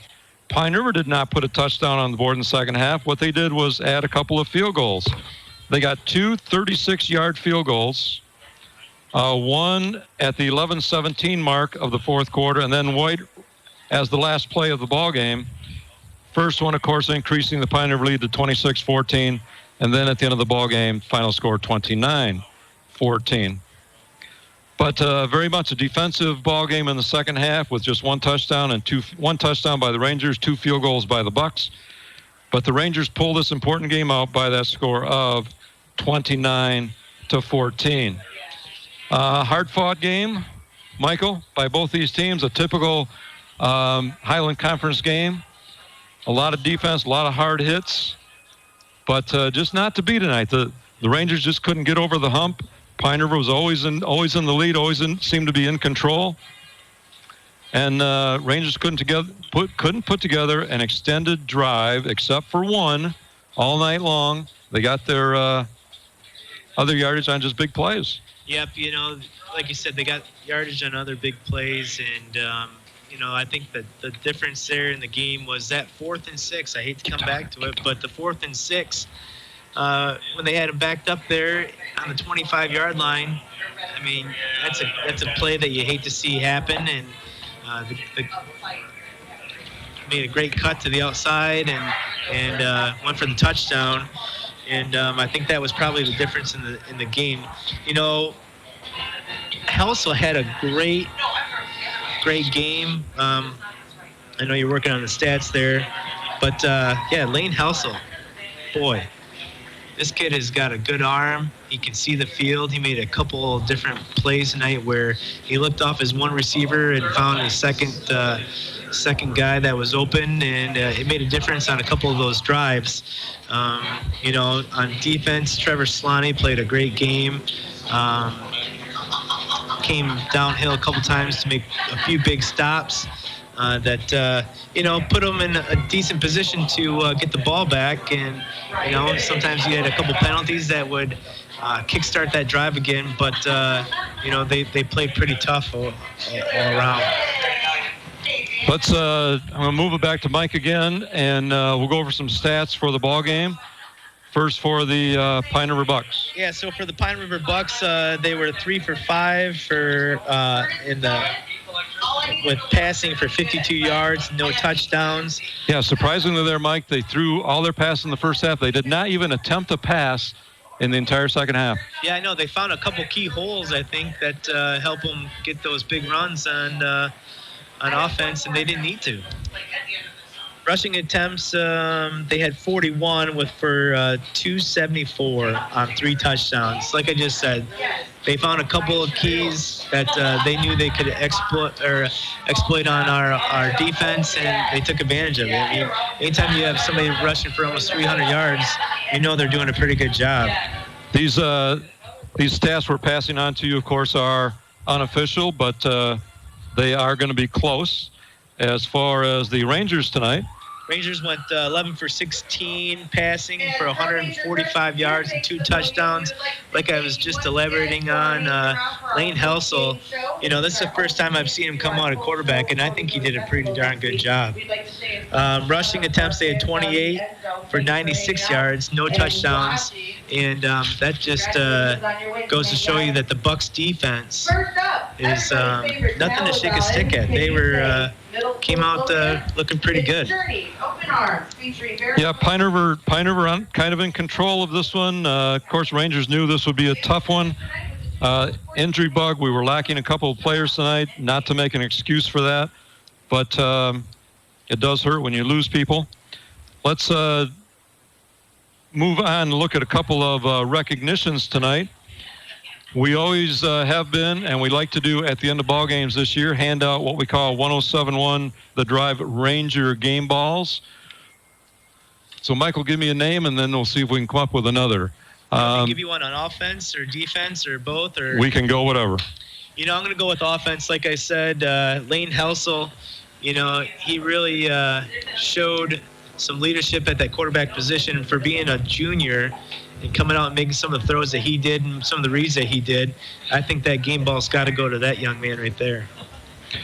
And I know on defense we had a lot of nice stops by senior number 77, Jake Renford, tonight. Yeah. Trevor Solani stepped up and had some nice hits that we've been used to seeing him have throughout the year, but he's been kind of hampered the last couple of weeks with an ankle injury. But Pine River just too much tonight. They had some big plays of their own. Like we said at halftime, over 200 yards rushing just in the first half alone. And Rangers just couldn't compensate with that. Yeah, when you got the running game going, it's hard to compile a defensive stand, especially, like I said, when you get almost 300 yards on the ground. That's moving the ball, that's opening some holes, and that's taking advantage of some things that the defense let you have. So next we'll move on to the Ranger drive of the game. The Rangers had just one really extended drive that resulted in a score. So that has to be our Ranger drive of the game. And that occurred in the second quarter The Rangers went 65 yards in 10 plays, and that particular drive was capped off with a 15-yard touchdown pass from Lane Helsel to Cole Regneris, which pulled the Rangers at that time within a score of 16-8. Best extended drive that the Rangers had really all night. They did have another drive that resulted in yardage, but they ended up turning it over on downs at the end of the drive. Yeah, that one that you're mentioning, that drive of the game, was the one where Lane Helsel just put it up in the air and Regneris went up the ladder to bring it down with a couple of Pine River Bucks draped around him. But he made a great play, and it was a great effort by both young men. So as we mentioned earlier, in case you missed it, this was the final Highland Conference game of the year. So the final conference standings will be as follows. Lake City has won their game tonight. They had first place wrapped up anyway going into tonight. They are the conference champions for the second year in a row. McBain will finish in second place. Pine River, because of their win tonight, will finish in third. Manton in fourth.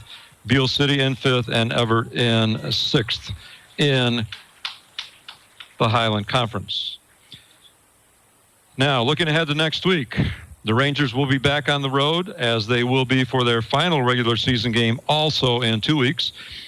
Next week, they will travel to Morley Stanwood. I mentioned at halftime that on some of the schedules floating around, it says Inland Lakes. They are not going to Inland Lakes. That was a misprint from a year ago. So next week, the Rangers travel to Morley Stanwood to take on the Mohawks. Friday night, October 12th. Game time is 7 o'clock, pregame at 6:40. We hope you can join us here on 107.1 The Drive for all the action.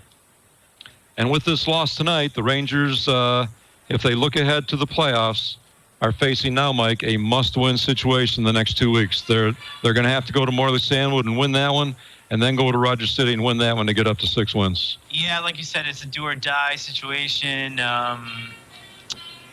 5-4 has a possibility of getting in, but if you really want to secure a place in the playoffs, you got to be 6-3. And I'm not sure exactly what the statistics are on for Morley Stanwood or Rogers City this year, but if I have any inclination of what they've been like in the past, and Rogers City has been a pretty tough opponent in the past, and so they need to get a win here, at least one of the two.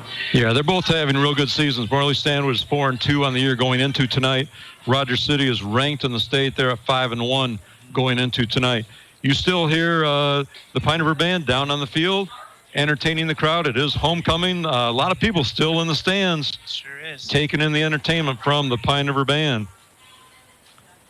Pine River, with their win, they need one more win to make the playoffs. We were talking about that at halftime. They have now 5 wins. They need to get one more in the next 2 weeks. They have Reed City the last week of the season, so I know they're going to be going after one next week, because Reed City would certainly present a difficult challenge.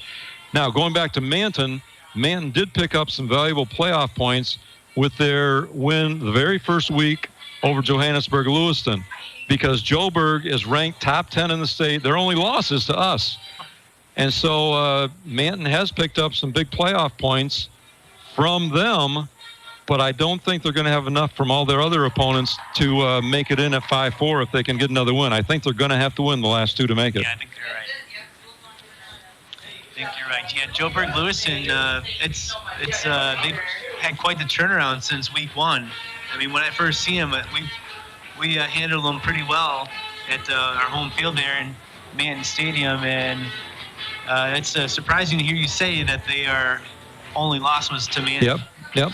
They're still going strong. They continue to knock people off. Well, we're going to wrap things up. We wish to thank again the local people and businesses who are sponsoring Ranger football on the air this season. They are, once again, Lutke Hydraulics and Forest Products, Forest Area Federal Credit Union, Wexford Misaki Career Tech Center, the Smokehouse on 13th Street in Cadillac, Shepler Well Drilling in Manton, Java and Java 2 of Cadillac, the 308 Pub and Grill in Manton, Manton Boosters Club, Wilder Heating and Cooling, the Maple Ridge Living Center, Jamie Fellows Garno City to Shore Real Estate Office in Manton, and in downtown Manton, Bostix Drugstore. Stop in and see them, express your thanks, and your appreciation for them allowing us to broadcast Manton Ranger football on the air. Well, Michael, thanks again. I'll express my thanks for stepping in tonight and filling in, doing a nice job. And any final thoughts you have on the game tonight? Well, I just want to thank you and your daughter for reaching out to me to give me this opportunity. It was a real good time. I enjoyed it, and I'd be really grateful if you invited me back again. Well, that could certainly happen. All right. Thanks a lot. That's going to do it from Pine River High School tonight. This is Rick Swanson along with Michael McNally. Back in the studio control room, Aaron Dusa, who kept us going smoothly all night long. We're all thanking you for joining us and hoping you'll tune in next Friday evening when the Manton Rangers travel to Morley-Stanwood to take on the Mohawks. We'll be on with the pregame at about 6:40. Once again, final score tonight, the Pine River Bucks 29 and the Manton Rangers 14. You are listening to 107.1 The Drive, home of Manton Ranger football. We now return you to the regular programming of Classic Rock.